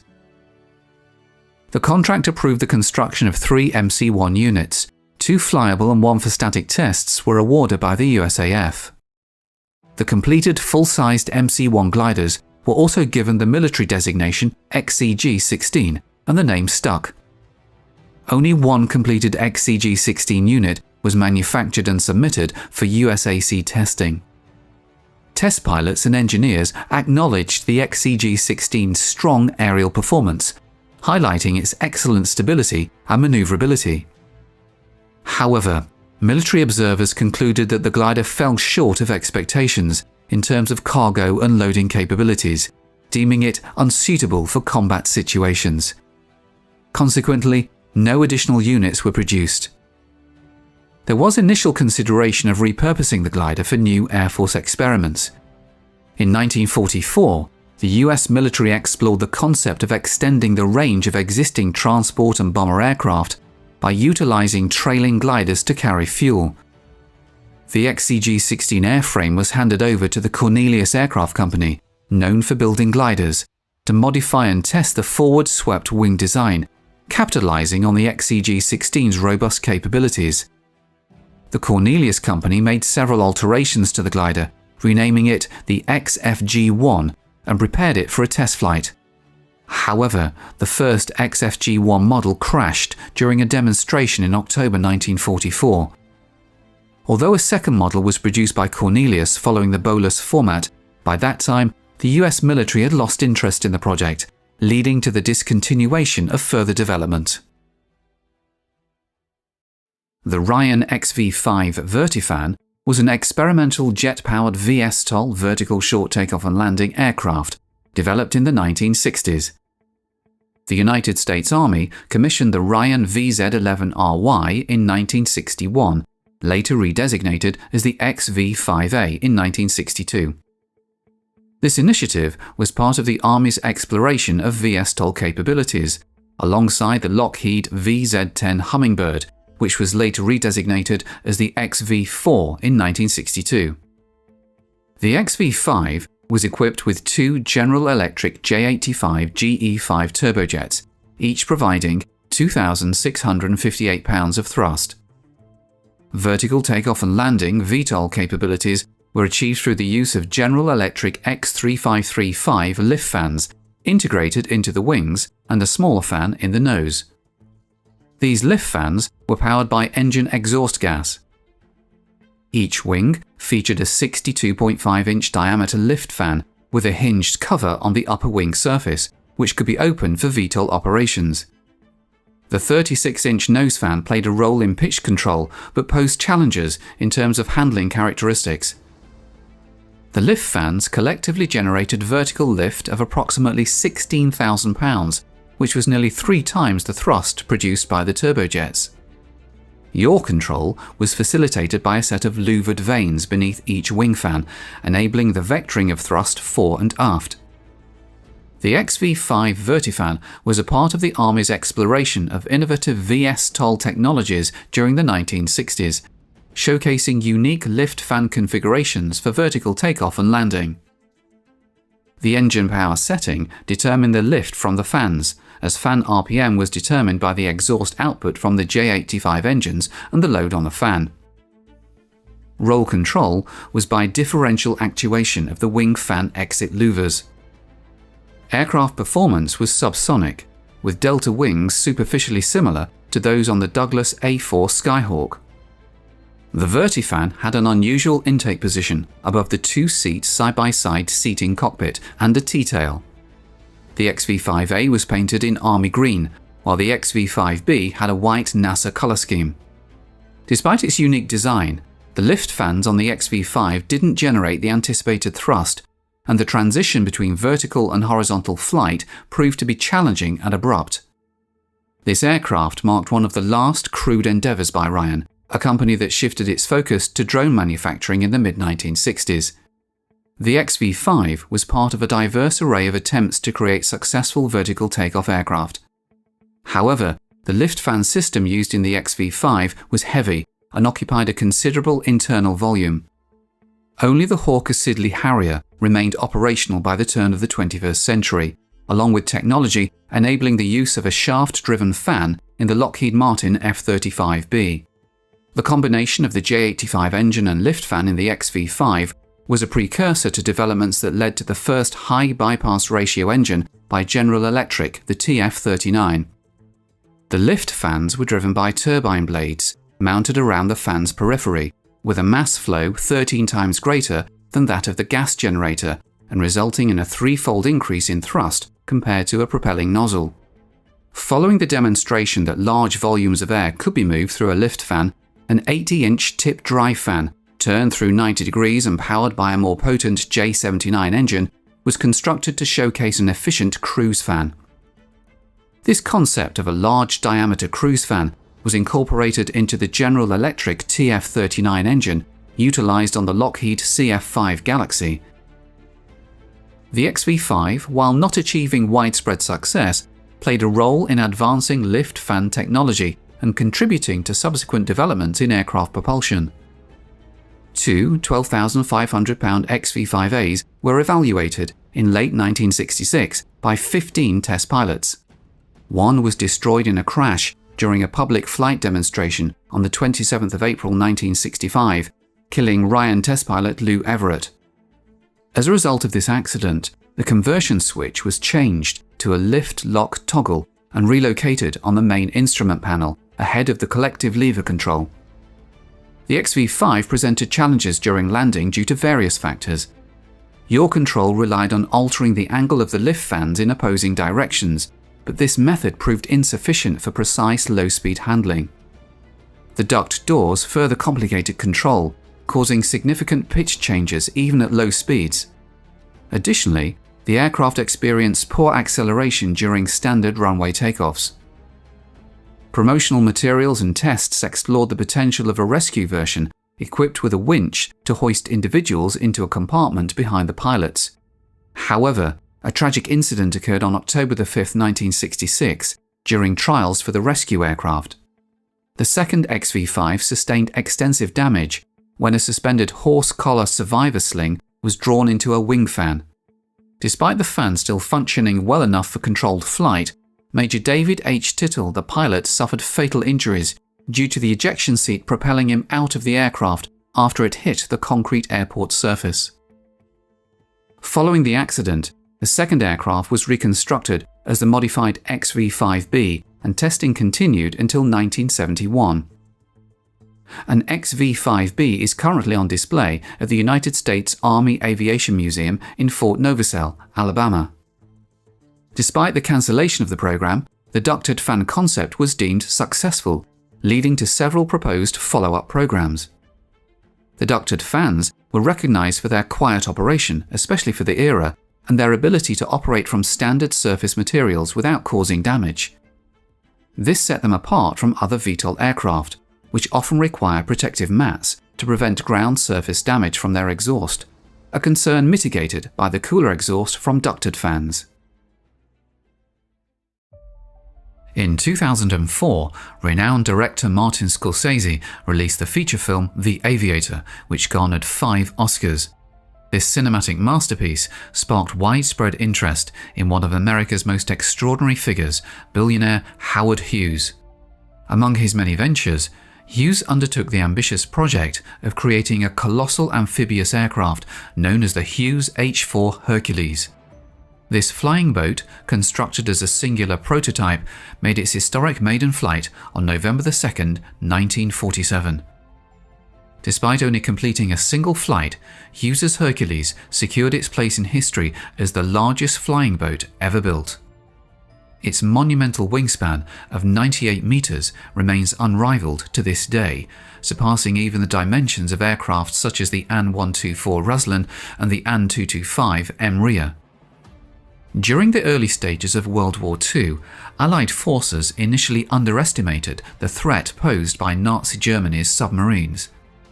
Lessons from World War I had been disregarded, leading to catastrophic losses in naval trade. While losses from German submarine attacks were initially manageable during 1939 to 1940, the situation escalated dramatically in 1941 to 1942. The German Kriegsmarine unleashed a reign of terror across the vast expanses of the Atlantic, sinking nearly 700 Allied ships in the first 7 months of 1942 alone. It wasn't until the latter part of 1942 that the situation in the Atlantic began to improve, primarily due to a significant increase in the number of escort ships deployed to protect convoys. This concerted effort helped mitigate the threat posed by German submarines, albeit after considerable losses had already been incurred. Despite these actions, the threat from German submarines was not eliminated. In such conditions, the idea was born that would protect valuable military goods from Kriegsmarine attacks. Cargo could be shipped across the Atlantic Ocean not only by water, but also by air. However, the implementation of this idea would only be possible with the creation of a transport plane of sufficient carrying capacity. To address the pressing need for a solution, shipbuilder Henry Kaiser proposed the design of a large transport flying boat. Renowned billionaire and aircraft designer Howard Hughes enthusiastically took on the challenge of bringing this concept to fruition, resulting in the creation of a giant aircraft that remains unparalleled to this day. In 1942, the US government contracted Howard Hughes to construct a single prototype aircraft, driven by the vision of a sizable flying vehicle to support naval operations. The result was a multi-ton wooden amphibious aircraft with a remarkable wingspan of almost 100 meters. Initially designated as the NK-1 Hercules, this flying boat boasted impressive dimensions that continue to impress. A fuselage spacious enough to accommodate over 700 soldiers, weaponry, and approximately 60 tons of commercial cargo. To provide the necessary power for this colossal aircraft, 8 engines were installed in its wings. The project's development was guided by a specific goal: to construct an aircraft for cargo and passenger transportation while minimizing the use of strategic raw materials. Consequently, the decision was made to build the aircraft from wood rather than aluminum. The envisioned role for this flying boat was to transport troops and various cargoes from the United States to war-torn Europe along a secure air route, circumventing the threat posed by the German submarine fleet. Working documentation for the new flying boat was developed very quickly, which cannot be said about the pace of the aircraft construction itself. The works that began in 1943 were fully completed only by the middle of 1947.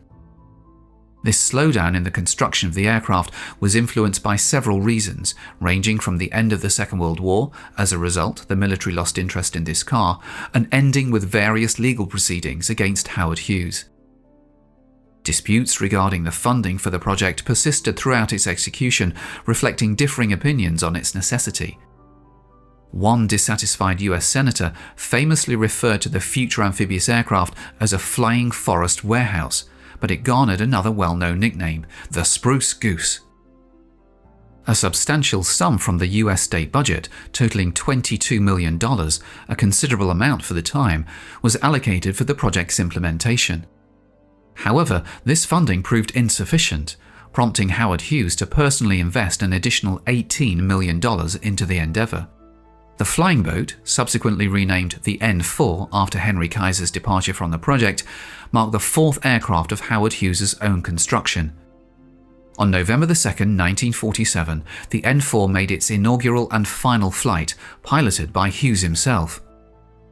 The aircraft undertook a brief flight, ascending to an altitude of 21 meters and traversing a 2-kilometer stretch along the coast of Los Angeles. With this flight, the saga of the Hercules nearly came to a close, transitioning abruptly from the realm of active aviation to that of a museum exhibit. Ultimately, this costly and sizable flying boat proved to be of little practical use at the time. The Hughes H-4 Hercules was characterized by a hull, a cantilever wing, and 8 radial engines. The flying boat had a vertical and tail plumage, as well as fixed wing floats. The entire structure of the aircraft consisted of laminated wood, but contrary to the nickname in the construction of the flying boat, it wasn't spruce, it was birch. At the Howard Hughes plant, woodworking was able to achieve high aviation standards. The construction of the aircraft involved creating full-size patterns of structural elements, from which matrices were produced for molding the parts. The thinnest piece, with a thickness of 1.2 mm, consisted of 3 layers, each 0.4 mm thick. Conversely, the thickest part measured 254 mm in thickness and comprised 200 layers of veneer, each 1.27 mm thick. To maintain the integrity of the veneer layers during gluing, double-capped nails were utilized. Once the glue had set, these nails were removed using a special nail puller, resulting in the extraction of approximately 8,000 nails across the entire flying boat. The resulting holes were then sealed with a specialized putty. Following assembly, a thin layer of primer was applied to the surface, succeeded by a layer of rice paper and 2 coats of protective lacquer. The exterior surfaces of the aircraft were coated with aluminum paint, concealing the fact that the aircraft's underlying structure was composed of ordinary wood. Both the aircraft's skin and its structural components appeared as if they were made of aluminum. The cargo compartment of the amphibious aircraft featured 2 levels, interconnected by a spiral staircase. Hinged doors located at the nose of the aircraft facilitated the easy passage of 2 railway cars or a Sherman M4 tank. This design ensured the versatility and practicality of the aircraft for transporting various types of cargo. At that time, the Hughes H-4 Hercules was the only aircraft that was able to transport the tank through the air.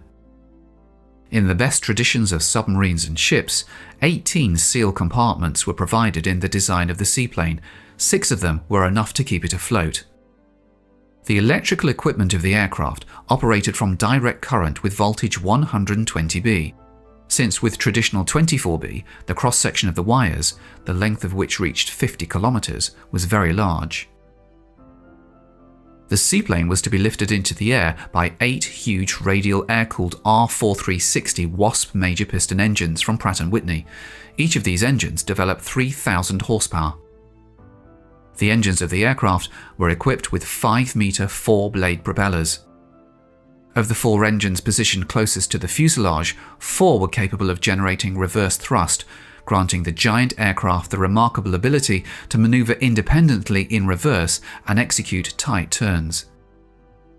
The expansive size of the flying boat facilitated in-flight engine repairs, as special passages within the enormous wing allowed access to the engines.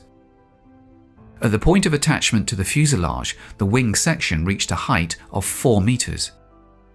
Despite its unprecedented scale, only a crew of 3 individuals was required to operate the aircraft.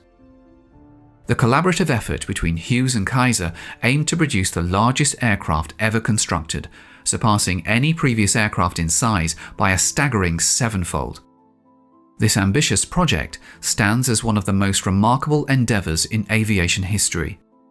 The determination and valor of Howard Hughes and his dedicated team, who persevered despite numerous challenges, culminated in the historic flight of the H-4 Hercules. However, tensions arose within the project leadership, leading to significant contradictions. Henry Kaiser advocated for the construction of a 70-ton aircraft to adhere to deadlines and present a finished product to the military.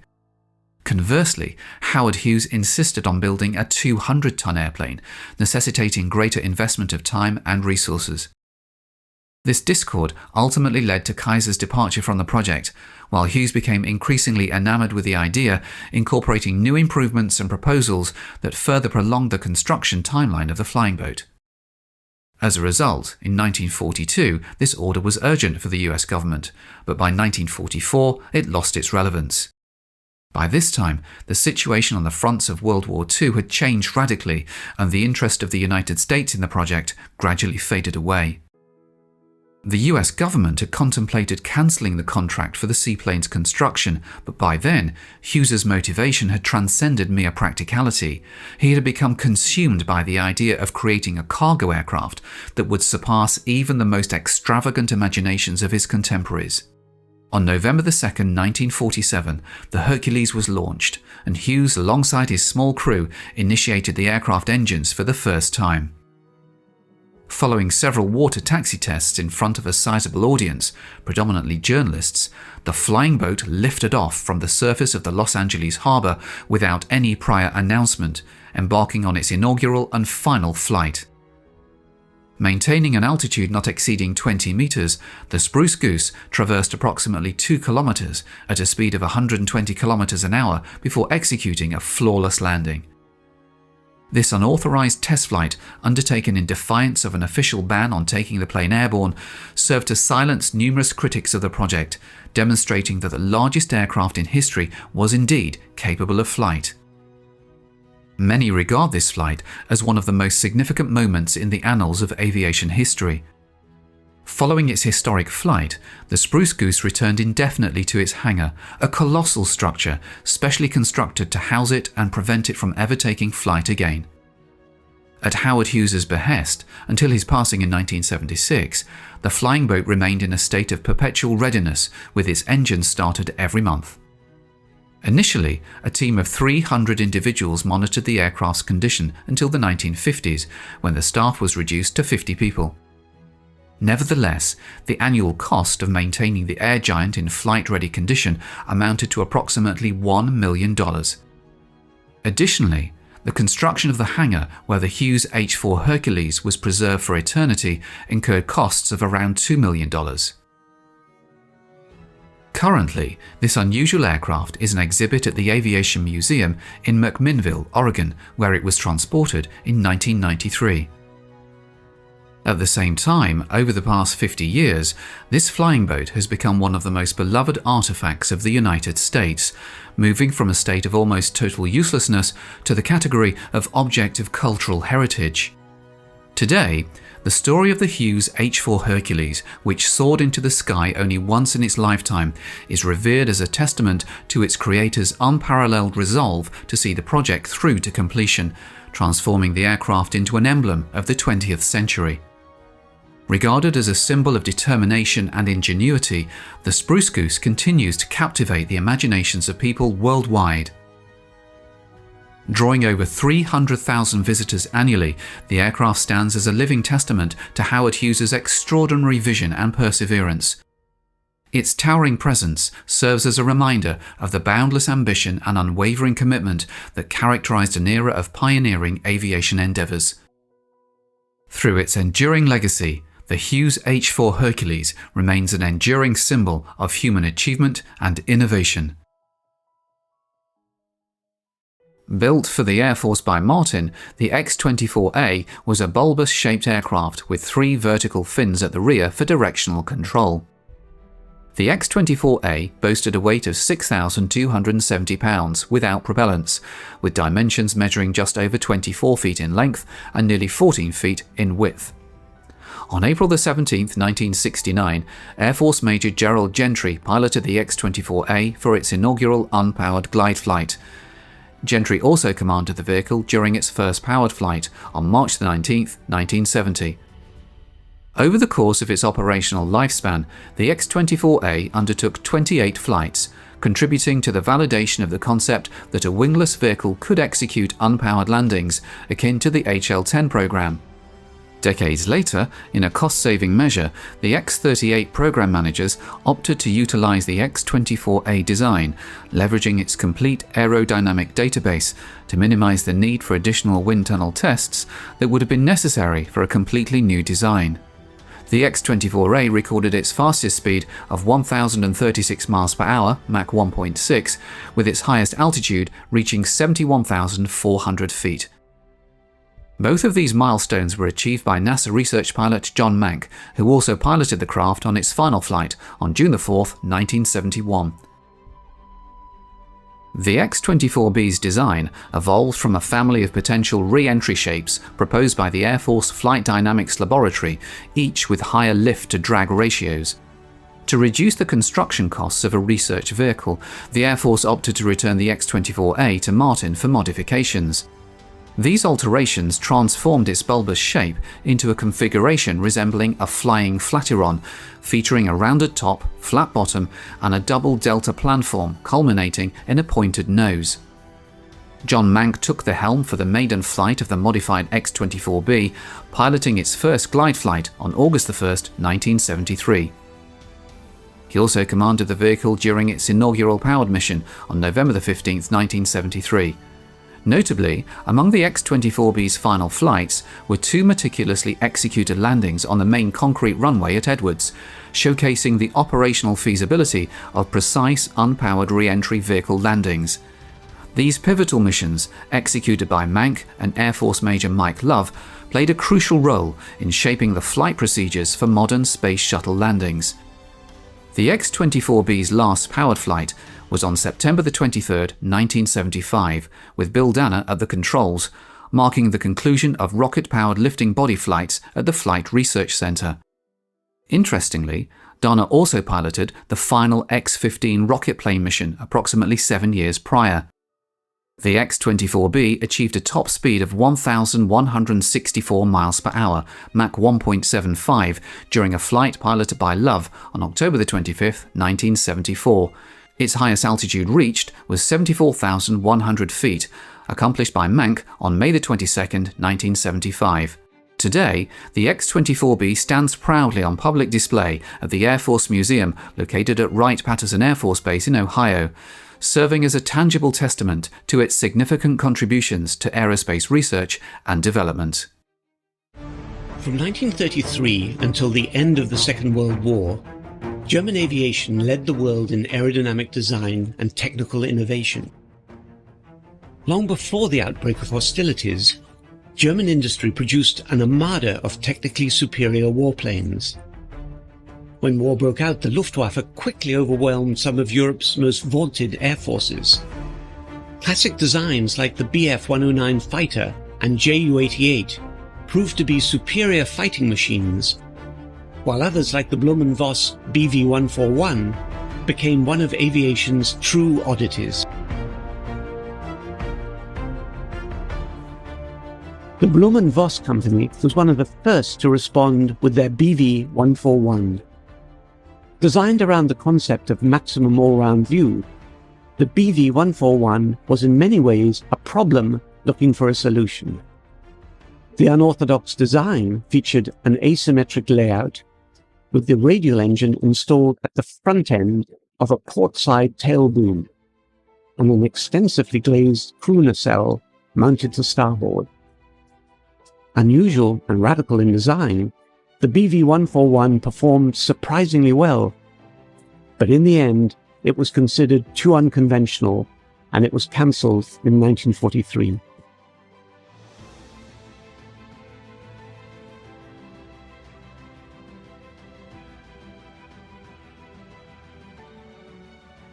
Yes, in my meanderings throughout Germany, just after the capitulation, I was looking for unusual or advanced technology aircraft.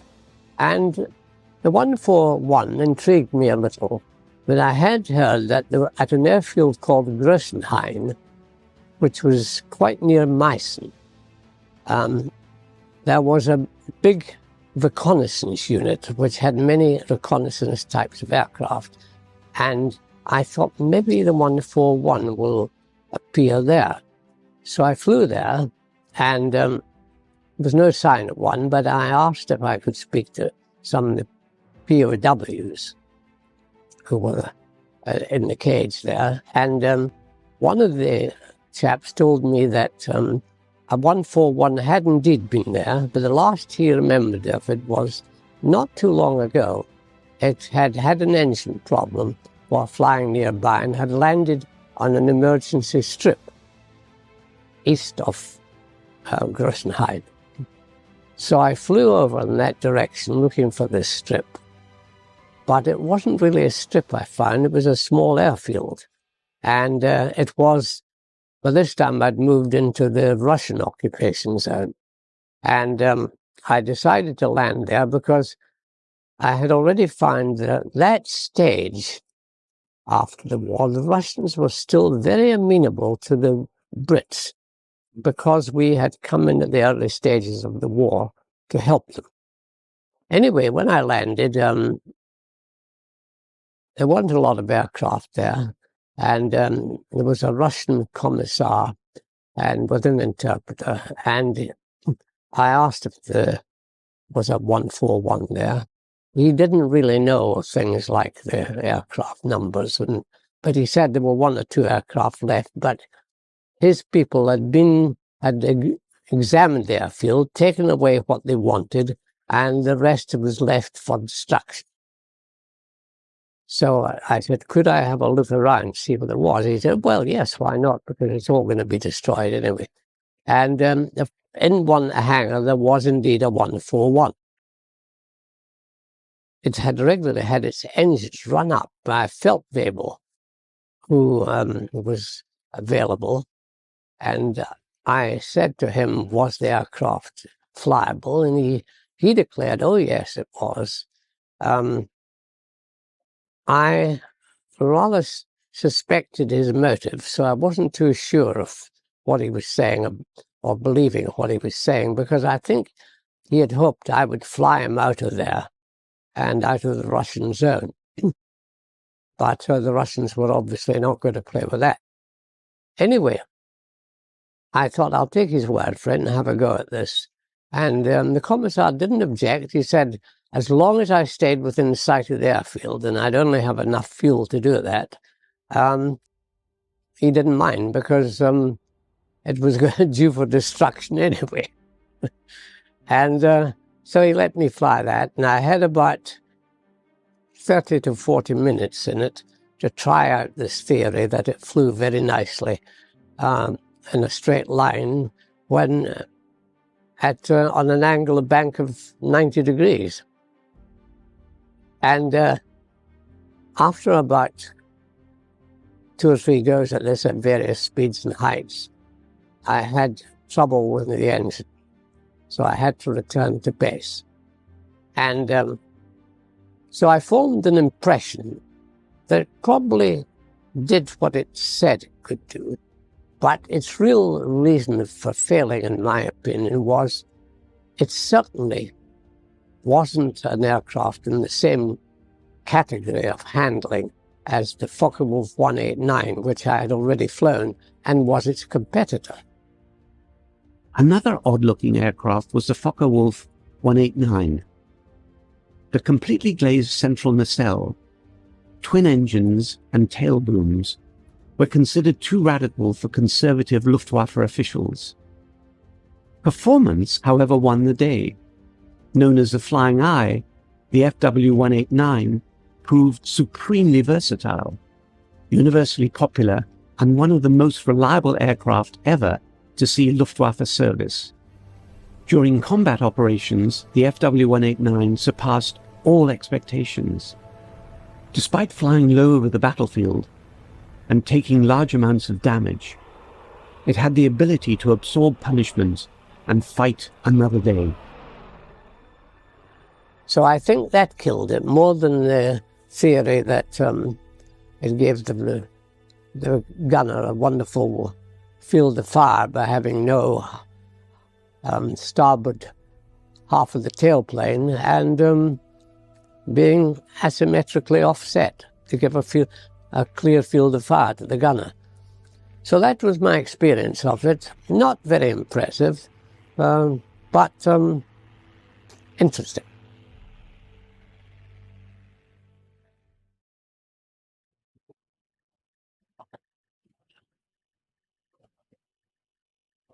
In the early part of 1953, a new concept in military aircraft was about to take shape, a concept which evolved from the joint effort of Air Force planners and Lockheed designers, shaped by Air Force experience in recent conflicts.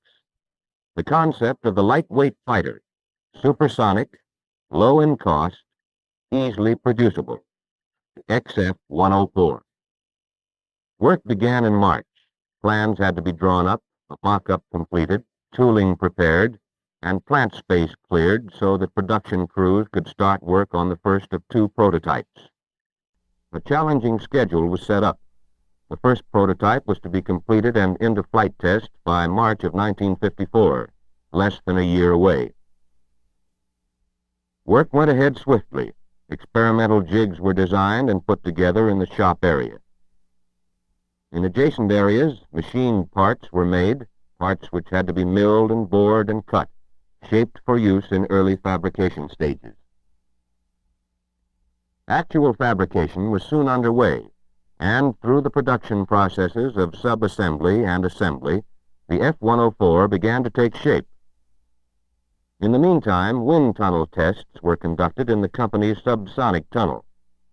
A range of low-altitude, low-speed conditions were generated to simulate the force and load factors which would act on the F104 during takeoff and landing. Measurement of these forces and loads, in turn, would furnish information through the design of landing gear, flaps, and controls. Wind tunnel work at this time also included a series of flutter tests conducted through a wide range of airspeed-altitude combinations. A direct control device was used to bend the wings to a calculated degree. Motion pictures furnished a visual record of results, while direct readings of flutter amplitudes and frequencies were made by oscilloscope. Sudden release of the wing induced flutter.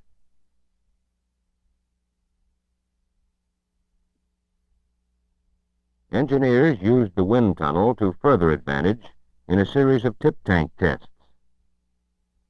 High-speed photography showed that separation of the tank from the wing was immediate and clean. By mid-October, the main fuselage was well underway, and work went ahead on the empennage, wing, and stabilizer. In the meanwhile, Lockheed engineers had gone to the Ames laboratory at Moffett Field, where the superb technique and equipment of this NACA facility were used to prove out design of the 104 and to gather data on its aerodynamic behavior in both subsonic and supersonic ranges. Tests aimed at determining the span-wise distribution of various force and bending moments. Leading and trailing edge structures were investigated, as well as the effects of tail buffeting.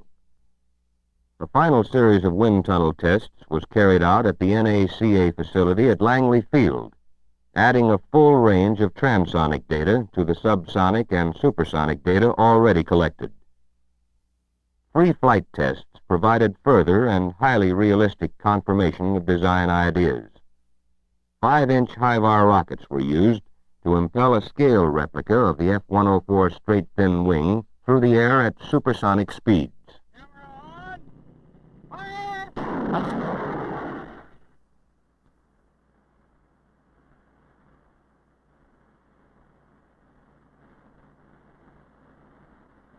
A gunsight camera mounted on the rocket photographed wing behavior during flight, making available a record for later study. A replica of the 104 tail section was tested in the same way.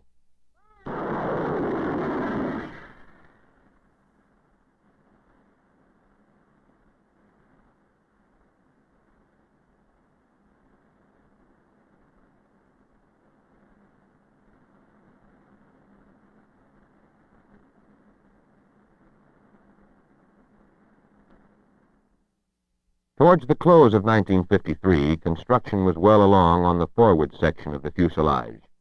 It was taken from its jig on December 1st and moved to the assembly area for mating with the aft fuselage section.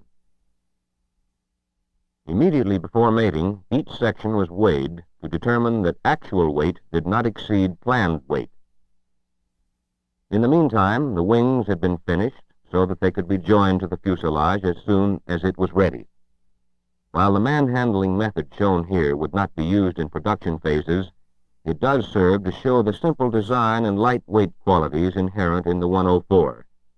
With the fuselage almost ready for outfitting, attention was given to the items which would be installed in it.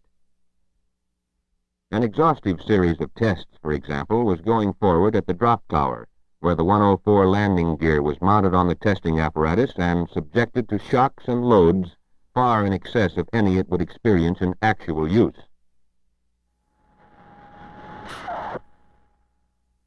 After drop tower tests had proved structural strength, the gear was installed in the 104 prototype.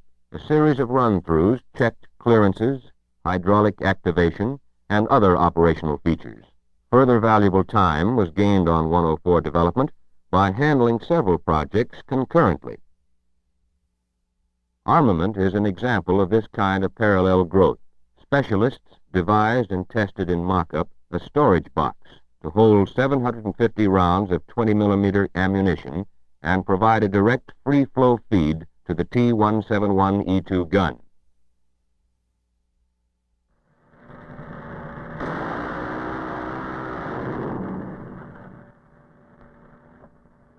With revolving barrels and a very high adjustable rate of fire, the T-171E2 has been chosen as the most satisfactory weapon for the prime mission of the XF104, that of day or night, air-to-air fighter. The choice is by no means rigid, however. The 104 promises considerable versatility, and provisions have already been made for the installation of a rocket platform in the present gun bay. The platform will be extended for firing and retracted after use. Meanwhile, the first 2 months of 1954 saw the first 104 prototype drawing close to completion. With the mating of the aft fuselage section to the main section, major assembly was complete, and the way stood open for the running of vibration tests. These tests determined the natural frequency patterns for the entire 104 structure. When the vibration test program was complete, the 104 was ready to enter flight test. The F-104 left the plant in the early morning of February 25th. Strict security prevailed, and by daylight the prototype arrived at Edwards Air Force Base, 347 days from the go-ahead date. Flight crews began at once a schedule of pre-flight work, submitting systems and operating parts to a thorough round of checks and rechecks.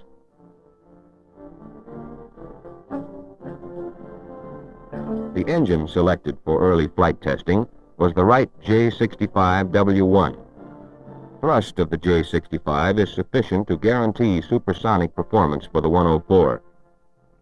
The airplane can accommodate any of several alternate power plants, and with such an engine as the General Electric J79, for example, speed and performance would be superlative. Engine run-up was a necessary prelude to flight test, now only a few days off.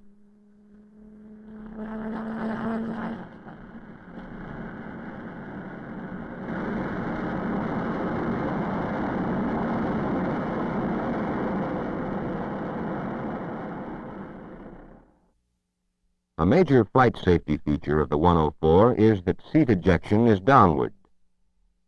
Getaway is clean and immediate, with no possibility of canopy interference or of the seat striking portions of the craft during ejection.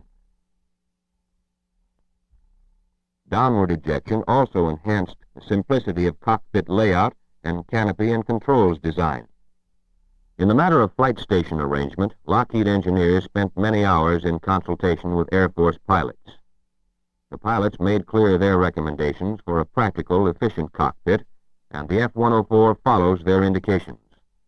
Controls are logically grouped and easily operated. In the 104, primary controls are the conventional stick and pedal type.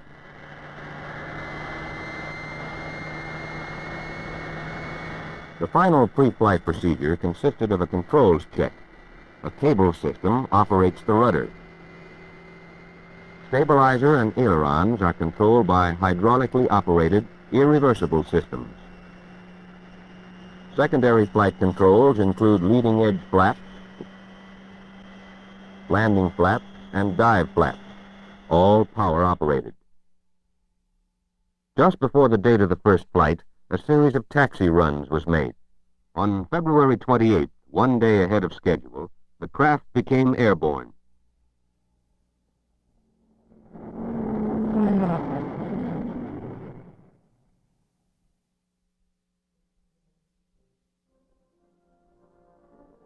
On the morning of March 5th, 1954, 355 days from contract signature, the 104 was ready for its second flight.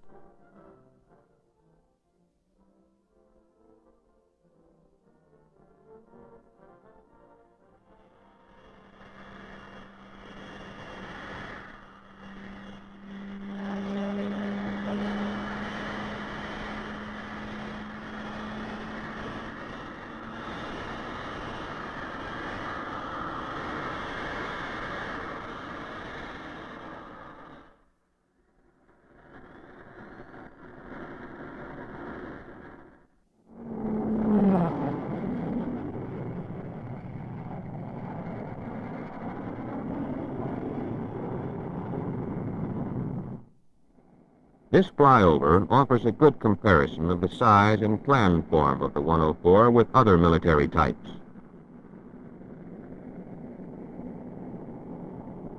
The thin, straight wing, with its 10 degrees negative dihedral, conferred excellent lateral stability and side slip characteristics on the craft. Control response was quick and sure.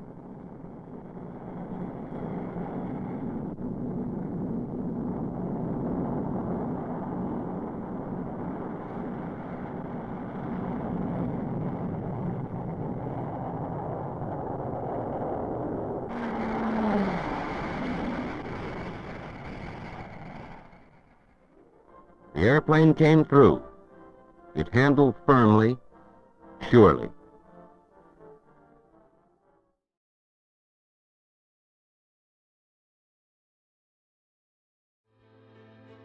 Aviation, the art of aeronautics, began with the dreamers, inventors, and daredevils who dared to defy gravity. The journey of aviation was nurtured by pioneers like the Wright brothers, whose first flight marked a historic milestone.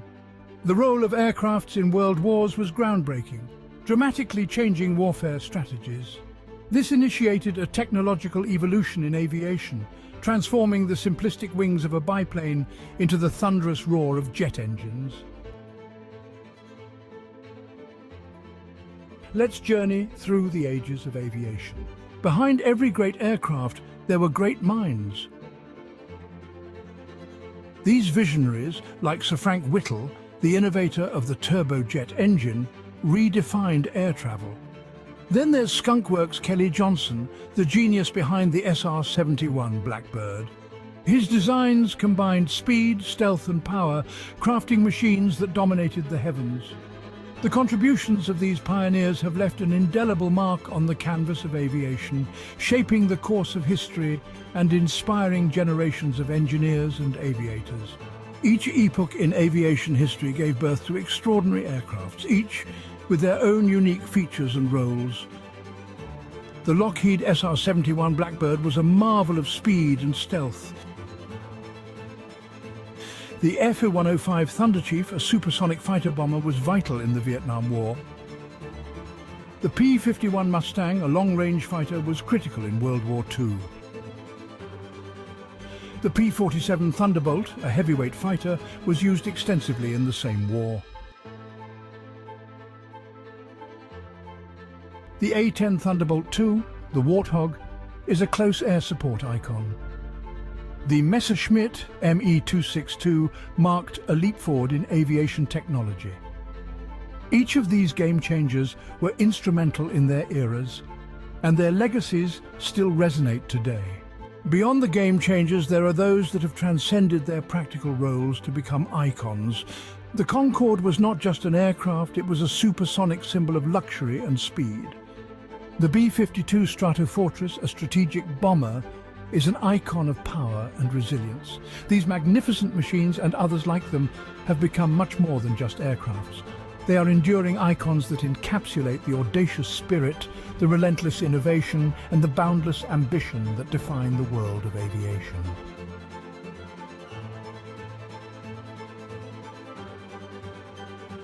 for more amazing aerial footage. And to join us in this incredible journey, check out the Dronescapes YouTube channel. If you enjoyed this video, please remember to like and subscribe. And as always, thank you for watching.